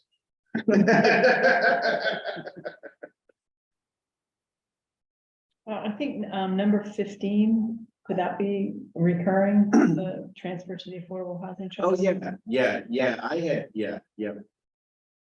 yeah, that's more, I had asked Jim to put together, like to go through the last couple of annuals and just make a list of like everything that comes One up every year, So yeah. that will become recurring, but he wasn't To be fair, prospectively. I did mention that one, and I said, maybe we should move that one up. Just saying, just saying. Boy, somebody's keeping track. So your column that says draft article language, question mark, that's if, do you already have draft? Yeah.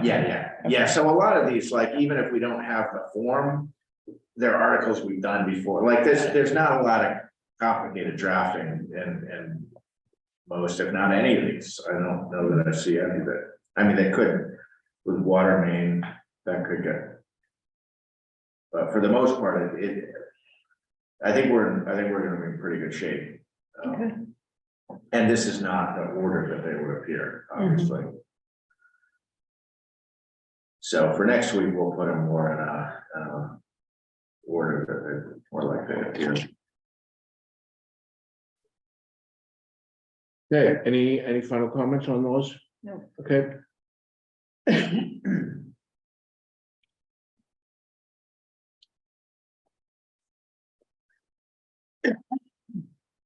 Our next item, town manager performance evaluation. So one of the,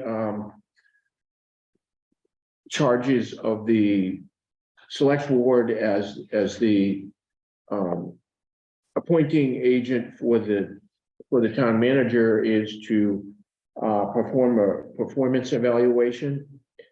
We have a form that we used, previously, and we have found it to be useful, and that we used last year. So there's several different areas that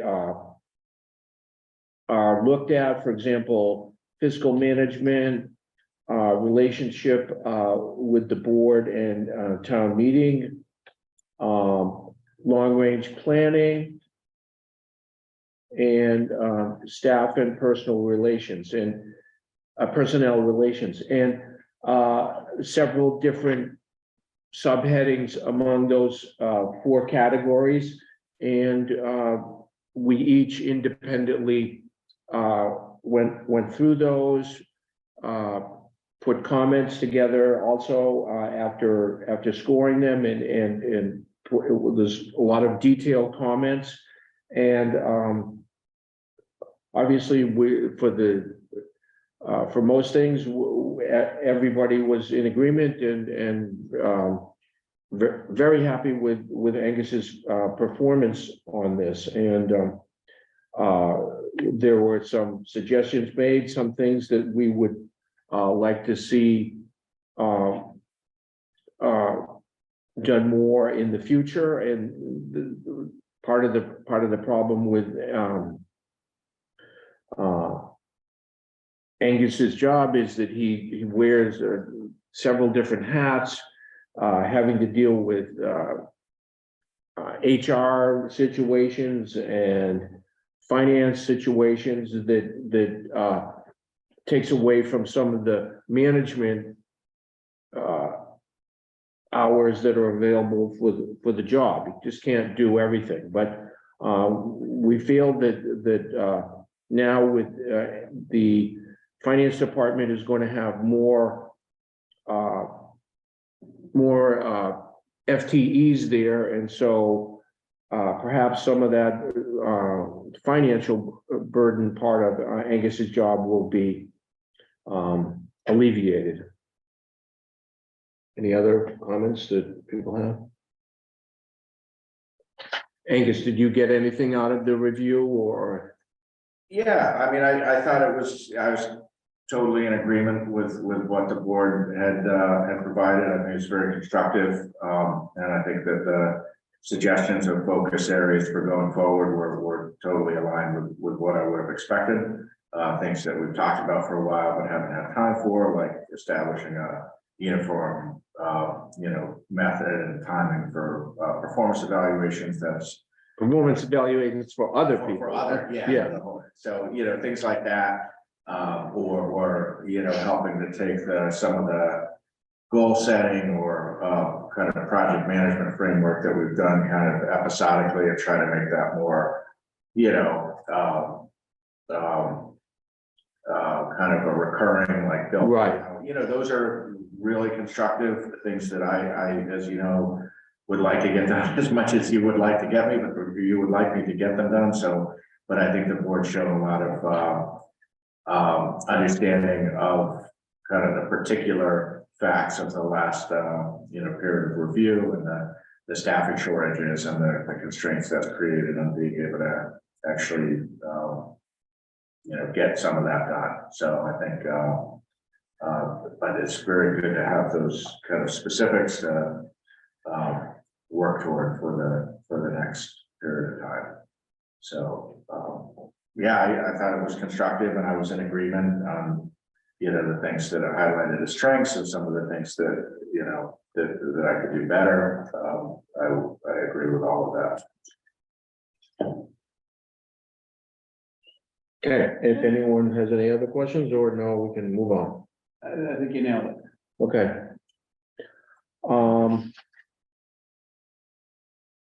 Meeting minutes, I felt I was like deja vu all over again. It was like, wait a minute, I think she does that. are we talking about this right now?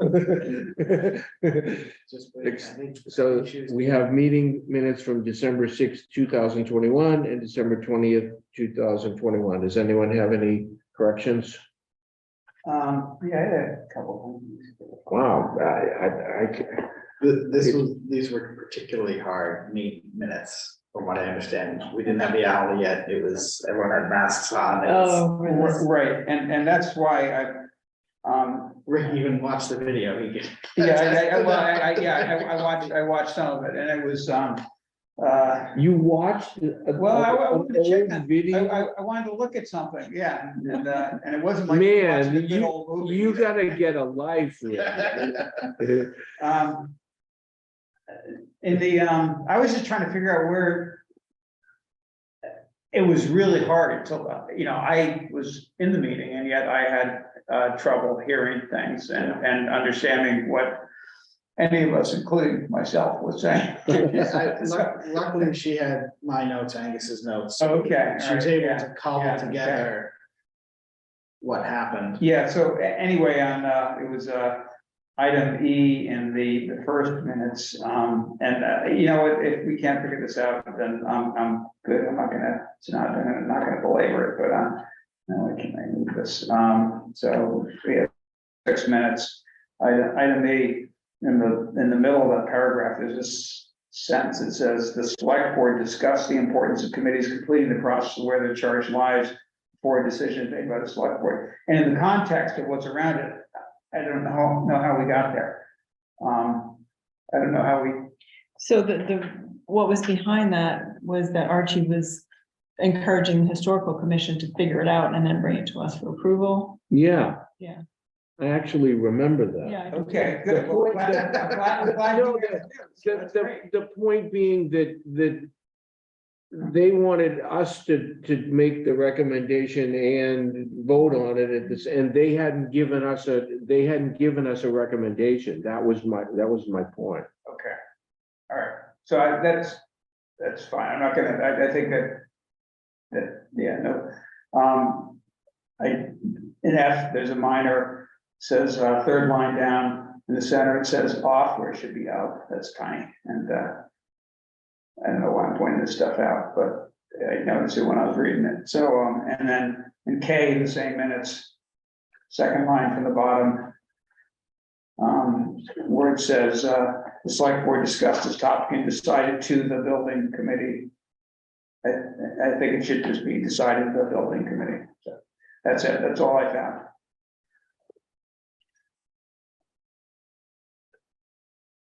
You said item K? Yeah, it was okay. Second line from the bottom. The word two probably wants to go away before the building committee.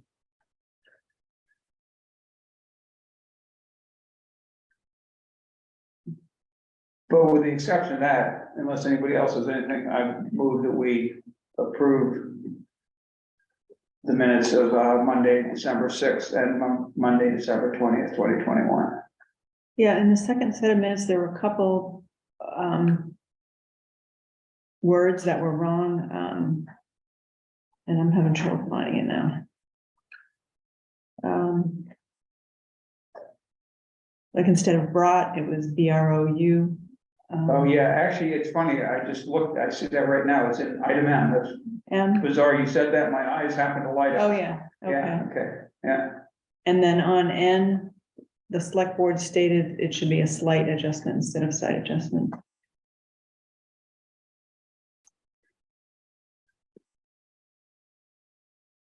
I'm sorry, BROU instead of, It's BROUGH, and there's no T on it. that was item. Item M, yeah. And then item N. Yeah. First. Okay, yeah, that was it for me.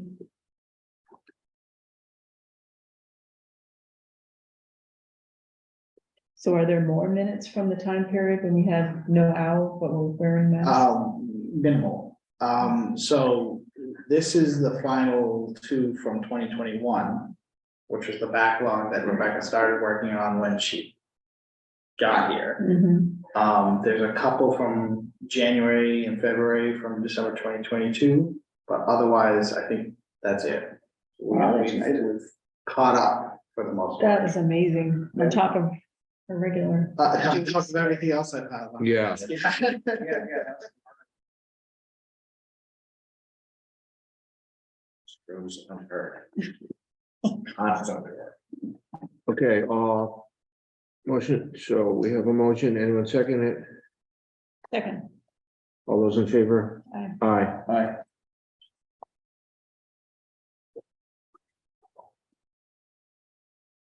Town manager updates, what's up with the bridge, Angus? So, a number of things going on with the bridge.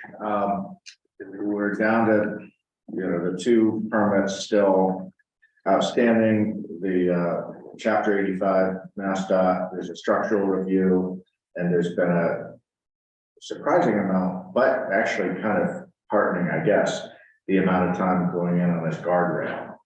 But there's been a lot of back and forth and a high level meeting with the structural engineers at MassDOT. But we really do feel that the chapter 85 is very much like at the 3-yard line. I mean, we think it's right there in terms of getting permitted. That was filed 3 years ago. January 2020 was when that permit was filed. So that's one that's still outstanding. The second is the chapter 91 waterways license. The public comment period for that closed about a week and a half ago. And the next day, our consultant reached out to the person at DEP to say, hey, the public comment period closed. Were there any comments? I hadn't heard back. She sent them another note today saying, hey, just following up. Were there any comments? If there were no comments, like the point is BSC is doing everything they can, to push it respectfully along. So yeah, I don't know what's ahead on the chapter 91, but the chapter 85 seems like we're very close. Our focus has been on the funding gap with the MathWorks grant due to expire at the end of June. There's a significant funding gap. BSC is working on an updated cost estimate. I think I'll wait until we have a better number, but 2 years ago, almost 2 years ago, it was like 2.5 million. And if you add together what remains in the Mass Works grant, what this town appropriated, so what remains in the Mass Works grant is a little over 700,000. We appropriated 600,000, and there's 250,000 remaining in the Newbury Port Small Bridge grant, so that totals 1.55 million. So even if the cost estimates were the same, where there's $1 million shortfall, and even if Newbury Port stepped up tomorrow and matched up, 600,000, there's still a $400,000 shortfall. The real numbers are likely to be more than double that. It's probably, you would assume it would have gone up pretty significantly from spring of 2021. So they're working on an updated cost estimate, but by any measure, there's a big cost delta. So we've been looking at what other grants might be available to help fill that gap. We did drill down on this RAISE grant. We had a meeting last Thursday, including someone from BSC's office who's worked on a couple of those and is working on one right now. So why did you think that's so good? Yeah, so the real reason is, so they had applied for 2 last year, one which was not funded. They had gotten feedback on that other grant for some other town that wasn't funded. It's very, very competitive. This is just from my notes. They said this project doesn't have a lot of the issues that check the boxes which the feds are looking for, in particular serving disadvantaged communities, linking neighborhoods to jobs. They're looking for retail and commercial areas.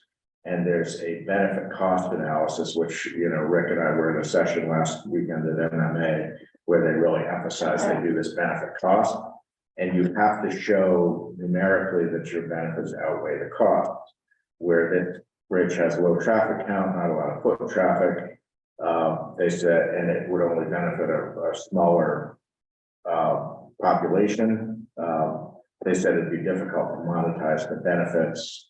That the RAISE grant particularly is looking for widespread benefits, not just for the community, but for the populations outside the community, a regional benefit. So they just felt it would not be, a good investment of energy. And they said, that Jeff Fasher, he said, we love to do grants, we love to get paid to do grants, but they just don't think it's a winner. So included on a call was the grant writer for Newbury Port, and she said ditto.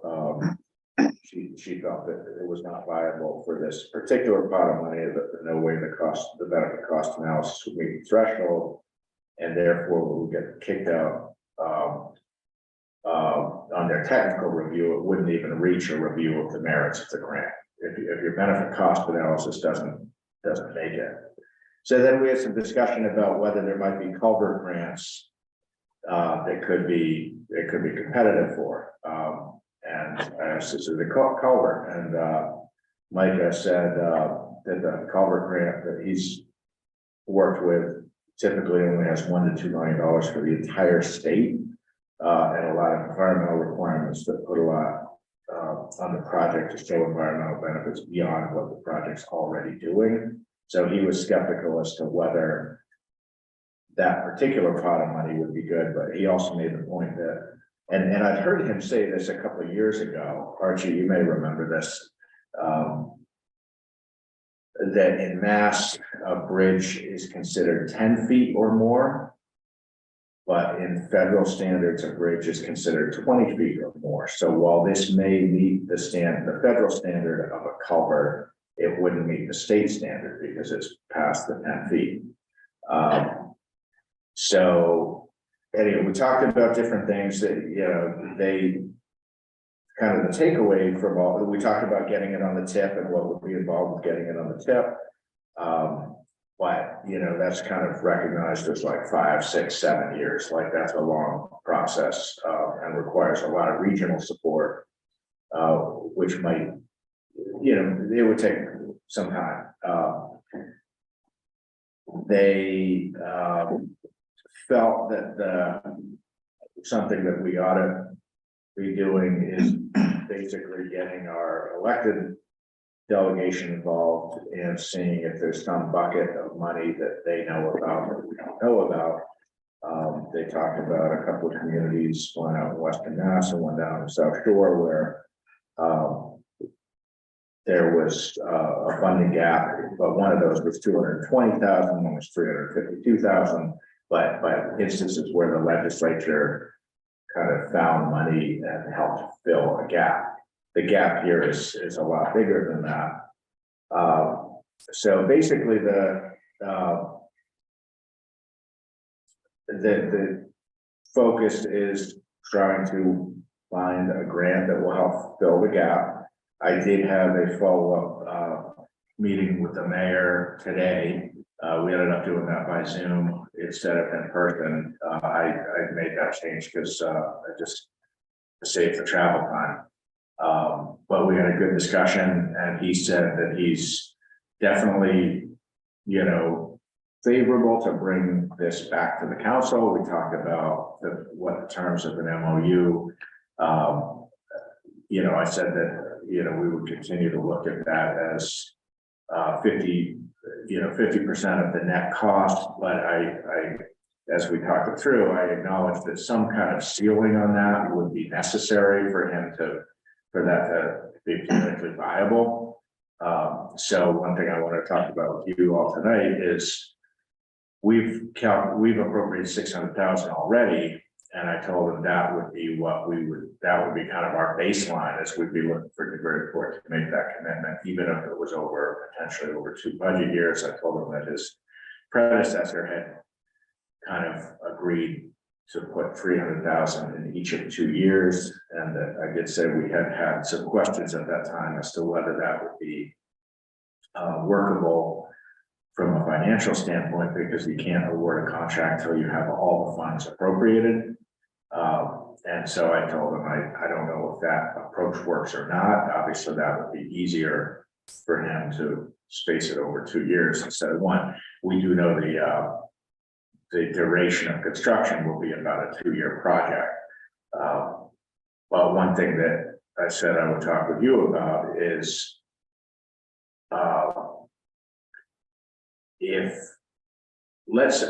each community, you know, committed 600,000 plus the non-local funds, do you think there's an instance where this town would put more money toward it? And I told them if we did, we would look to Newbury Port to match whatever additional amount we put toward it. And I did mention we do have some ARPA funds. That gets difficult because with the December 2016 debt or 2026 deadline, you know, sitting here today, you know, we wouldn't know that would be hit. That the thing would actually be fully expended, and by that time. Can you spend those early in the project? I don't know what the fine print is. Yeah. If the project has to be complete, or if it's enough that you could spend the ARPA. It may be that the whole project's got to be complete. Yeah. I don't know that. But I think that's a good question for you to think about tonight, and maybe talk about further at a future meeting, is what would be the total financial commitment that this community would feel comfortable putting toward it. And because I think that's what we'd be looking for Newbury Port to match. I can tell you that the 600,000 that we've already put toward it is going to be a lot for them to ask, but I think but they understand that, and that's. What's the sunset on the 600,000? I don't know if we did one. I can check on that, but I don't know if we did one on that. Oh, you mean our sunset? Yeah. Maybe there wasn't. It was I think it was 2021, Wasn't last year. or was it 2020? I think it was No, it was 2020. I Yeah, think it's it 20. was the June of 2020. But it might not be in anyhow. Oh yeah, you've got your town clerk reports. I'd asked him about those. No. No, I dead stopped at 2021 and there's a jump that goes to 18, so I'll get it. Okay, all right. So, you know, I said, you know, I asked the mayor what their budget calendar looks like in terms of when would they need to get funding appropriated for next year. And he said they're in a similar cycle we are in terms of when he proposes his budget. But he said it's really May or June, let's say May, when like capital articles are voted for funding for next year. So the way we left it is Wayne and I have a call with our MassWorks administrator this Wednesday, which is a kind of a big deal call. Because I think that person who's been very straightforward with us throughout this process, he's been very straight shooter. So I think he may say this isn't going to get extended, or he may say the only way it would be a steep uphill climb, and we would need to see, you know, a commitment from both communities, and we would need to see a plausible path where you're actually breaking ground in FY24. That's what that's the best I think we can hope for out of the meeting on Wednesday is, so, you know, I think what I thought is maybe we could suggest, if there is any chance of getting the MassWorks extended again, if they would consider, you know, if in order to get them to consider that, if we said, hey, let's say we're able to get an executed MOU, let's say we're able to get Newbury Port to appropriate X amount of dollars, you know, if we can have some things that if we can show them that would help us get that extended, that's kind of what I'm hoping to get out of the meeting this Wednesday. As opposed to just, it's not gonna happen. But I told the mayor and you know, the same thing on the call last week with the city engineer and the other staff who were on last week's call, that we would let them know how the MassWorks call goes and under what scenario, what might we be able to extend it. And then, you know, I do feel like we've got both communities, at least at the staff level over there, you know, recognizing that they stand to lose if we lose this grant as well. I do think in terms of the mayor, trying to make the case with some of the councilors, because he was clear that the project's not got a lot of support, that this kind of the alternative to not fixing it is that potentially it falls into the reservoir, and then we have make an emergency cleanup situation or something where DEP is requiring us to do something when we don't have an appropriation, we don't have time. And that, so I think that might be something we might want to flesh out a little more. We know that that's a real scenario, but we haven't like actually game planned like what would that look like. But I think Is it possible that it could collapse in a manner that would actually block the water flow, or? I don't know. But I think it, you know, it may become important to kind of flesh that out a bit as what would that look like? Is that a real threat? And is that something that could be used to, you know, help counselors find a way to vote for the repairs?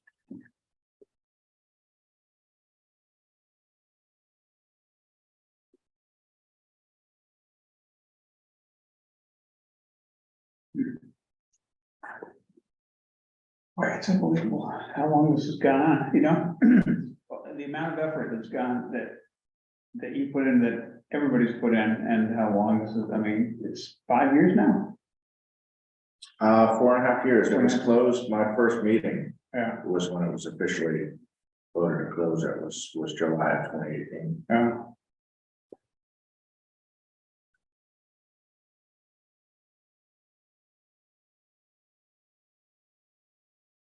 Yeah, I mean, it's degrading,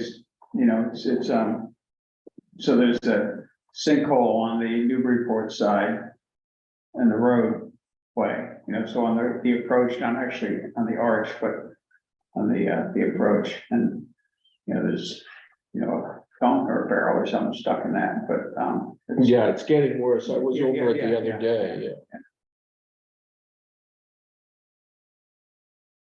So, any initial thoughts on the idea of whether 600,000 is kind of our contribution, or whether there might be some scenario where? I mean, my thought at the beginning was that 600,000 was, it was certainly a nice number. It wasn't enough, and we were hoping that there'd be something more, but,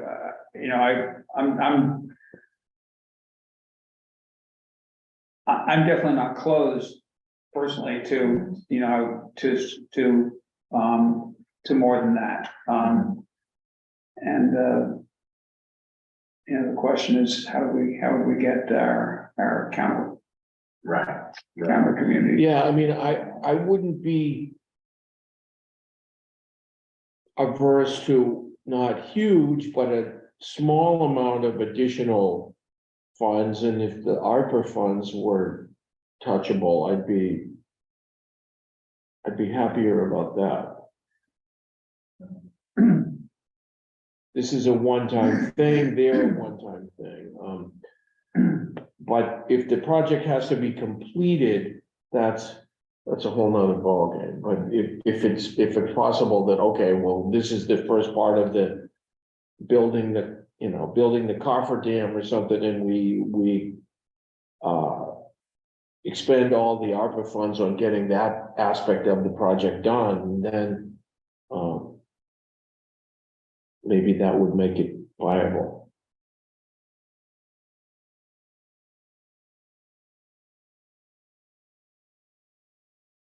But none of this, again, though, guarantees that even if we did, none of this guarantees that Newburyport's gonna wanna up their ante. They haven't wanted to do. And I understand their situation, but it's a lot smaller part of their budget than it is of ours.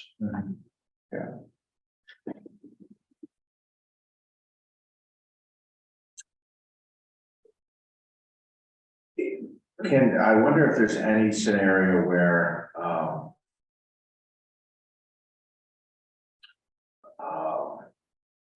let's say a certain amount needed to be borrowed, and let's say there was a 20-year bond, could the city commit to paying their share of the debt service over 20 years? And would that make it more palatable, where it would be a smaller amount, even though it's the aggregate? You mean we jointly borrowed? No, that like we would borrow and they would agree to pay a share of that. I don't know if that's even. Because I Okay. don't know that they could pre-commit funding for that period of time. Unless, yeah, I mean, 'cause when we borrow, we Pledge our credit, Right. and unless I do know, I mean, we had the advice recently on intermunicipal agreements for the last about 25 years, so maybe they could do that, but and I don't know if that would help get us to, I was just trying to think of anything that could make it an easier vote for them. So yeah, that's what we know. So I'll keep you apprised coming out of Wednesday's. Well, I mean,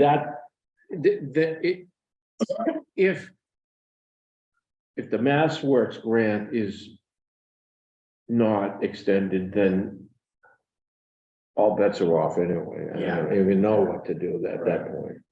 Well, at that point, we'll have a fully permitted project, so yeah, I think we'd be looking at the TIP, and we'd be looking at other state or federal grants, but we'd have a lot, we'd be in much more shape.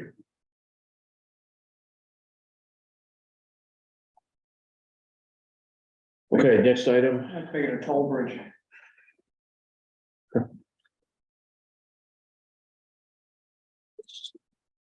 So the RFQ, Stu had put this together, working with me and Wayne.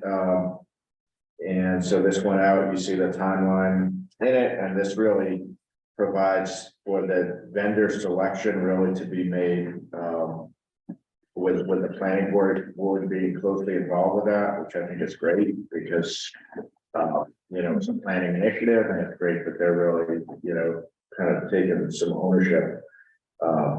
And are really, kind of the primary venue where that vendor selection will take place. So this was sent, there's a list the state puts out of pre-qualified vendors specifically for the MBTA communities. So, probably 2 months ago, Sue and I had looked at that list together, and between the two of us, we had each worked with many of the firms on there, and we came up with a list of 5 firms that we knew were good reputation. So we sent this RFQ to all 5 of those firms with a special cover letter to each one. And so I know she's got some questions. She had some questions come in recently, and so she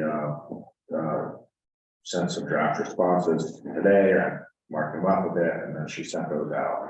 So basically, we're totally in sync on this, Right. and it's moving along, and it's nice. It's good to see it move along.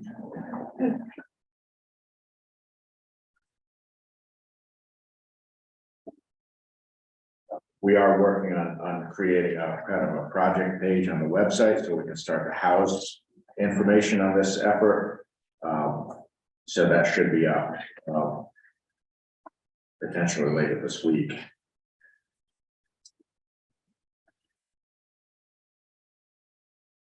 Item I, this was just, I got this a couple of weeks ago, and so it's just informational. This is from the opt-in training we did last year. We are working to, I shouldn't say we, Christian's working to prepare a more like kind of next steps on cybersecurity, and having more of a kind of written program for going forward. So we will have, I don't have a timeline on that, but that's something he's been working on for a couple of months. And so we will have something to bring forward at some point in the not too distant future, on how do we try to, build on this training and kind of take our cybersecurity, could try to get better. But you can see we did well compared to the state averages.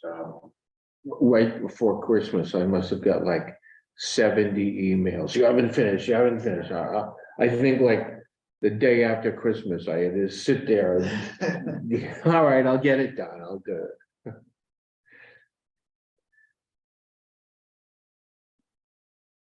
Then kind of other updates, I mean, some of the things that are going on that are kind of maybe below the radar, at least up to this point. One thing I mentioned earlier in the meeting, the summer rec program budget. I've done a lot of work with the director there to get that in shape, and sent that off to Park and Rec. They'll meet this Friday on that, which is necessary to kind of formalize that, so we can get the employment agreements in place and really keep moving forward with it. My rec training. Did we cover our costs last year? We did. Actually, it was really incredible. Because the setting the rates for the tuition for the 2022 program, some thought and time went into it, but it was kind of like a best guess. Right. And it ended up being, I thought, pretty remarkable how close the expenses were to the revenues. Really? Yeah, it was like revenues were 65 and change, and expenses were 67 and change. So it cleared just under $2,000, which, given all the moving parts and changing wages, you know, The you know, structure. the flip and slide thing, all of that stuff, and it all kind of netted to like a balanced budget. So yeah, it worked out well. So my guess is they'll keep the same tuition rates for the coming summer, but that'll be up to Park and Rec. Another thing that's kind of been bubbling along for probably a year and a half now, but it's kind of coming to a head, is the purchasing process for the investment consultant with the investment policy committee. So Caitlin and I have been doing some work with that committee on that. I heard from Verizon late last week that they'd like to resume negotiations on the cable franchise agreement, which is, feels like we just did that, but I do think it'll be important at some point to clarify the role of the cable advisory committee relative to this board on specifically on negotiating cable franchise agreements, because it's always been this board, and it is this board. Animal control, the intermunicipal agreement there with Newbury Port goes through the current fiscal year, and it provides for extension for up to 2 years after that, but it doesn't specify the financial term. So I'm in touch with the health director and the finance director over at Newbury Port on what our animal control IMA may be for next year. In the meantime, Jenny's done some pretty interesting analysis of the prior financial terms, so we're going to be ready to bargain on that one. We're looking at potentially changing vendors for both vision insurance and dental insurance. Maya offers both, and we get a discount if we kind of bundle. But that's something we're going to need to get staff input on. So I think we'll set up some kind of an informational session on those.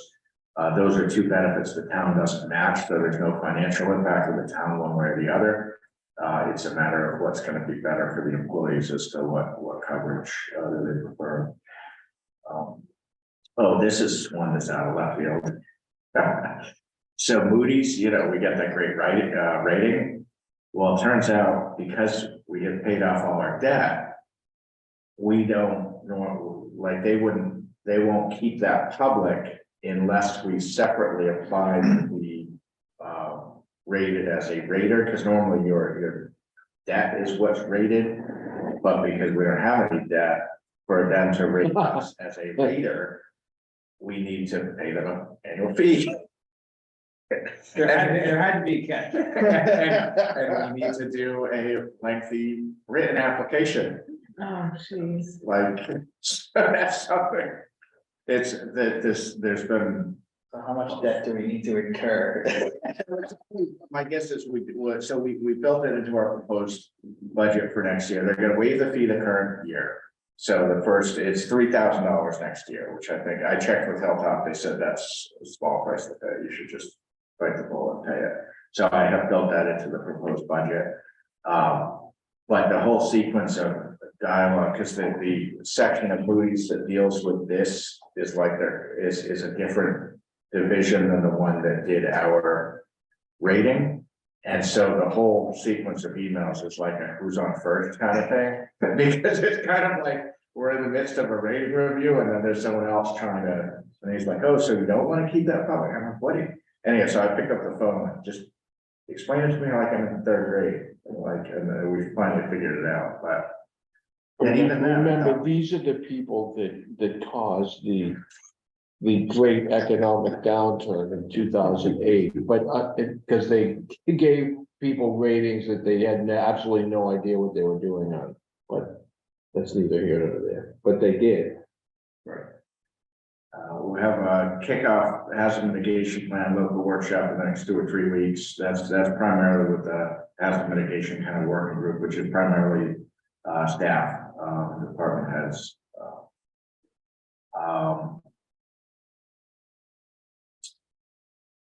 See.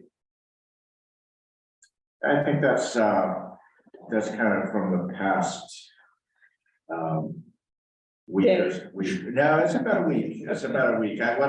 I went through and kind of just made a list of like the kind of either new things or things that have kind of flared up, like, I mean, there's a lot of other things, you know, our cyber liability insurance renewal applications due mid-March, and that's something, I do that, like, it's, there's so much.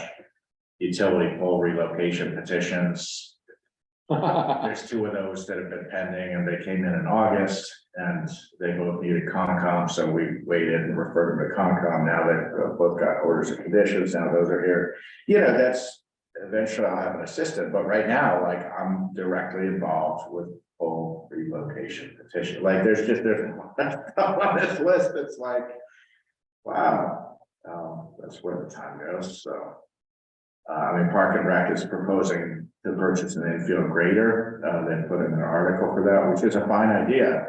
But the question becomes, well, who's gonna operate that? And, the answer is partly volunteers. So that becomes a question I gotta ask, is that covered by insurance? My guess is it's probably not, but, you know, there's a lot of stuff that. Hobson Land off River Road, that donation that was made but never executed, that we're gonna call on that today. I mean, Again, that thing, until we get these things done, they keep coming back, so, yeah. but who would be calling about? Was someone called Caitlin interested in what the taxes due were and maybe paying them off? But the intent of the landowner when they were living was to donate the land, so we wanna get that done. But remember, we had that opinion from council. That was like 5 years ago. Oh, no, it was Yeah. more than that. Yeah, no, it was more than that. Just But- like starting your tenure, Archie. It was a lot. Yeah, but there was something to do with, you might need a town meeting vote to, something about that if the heirs of the deceased couldn't be, that they would have to, there was, I'd have to go back at it, but anyway, that just came up today. There's still that earmark floating around for the funds that we got, remember, for the economic development bill. There was like, remember anyhow, this earmark, so I got all the paperwork that I gotta fill that out to get that money, which we talked about maybe looking at for some kind of town center traffic calming, I think would be a nice use for that. Oh, this is one I was gonna send to Wendy. We got contacted just on Friday by the Commonwealth as to whether we wanted to be considered to become a housing choice community. So we gotta learn about what does that mean? What are the pros and cons? And is that something we want to do? We gotta renew our Clean Vessel Act contract. What is, I remember a housing choice program, but I don't remember what it. I was surprised they contacted us, to be honest, because in the email that he sent, it talks about something about communities that they look at the number of building permits and relative to the so as you may know, Housing Choice rewards municipalities that have produced certain rates or amounts of new housing units in the last 5 years and that adopted best practices related to housing production that will sustain the 21st century workforce, blah, blah, blah. We have identified your community as being potentially eligible to apply for the Housing Choice Communities designation based solely on the publicly available U.S. Census building permit survey data. Would you be interested in having a brief conversation about the Housing Choice designation to ascertain whether the BPS data we have is accurate and for me to share details about the designation with you? So, you know, of course, I'll set up a call, but Sounds like, probably not so much, but sounds like a long shot. we track our building permit data really closely. There's not been any increase in 20 years. You know, the annual building permits have gone up by 1 over that period of time. So I don't know if they just send this to every MBTA community just to have like a phone call that gets you, you know, but you know, we'll learn more about that.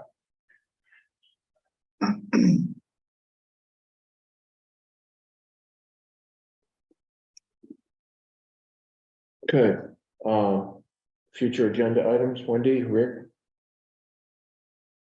Not now. Budget.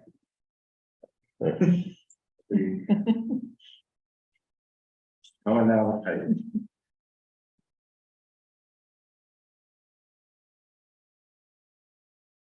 Okay, So we're gonna recess to, back to executive session. how does everyone feel about that?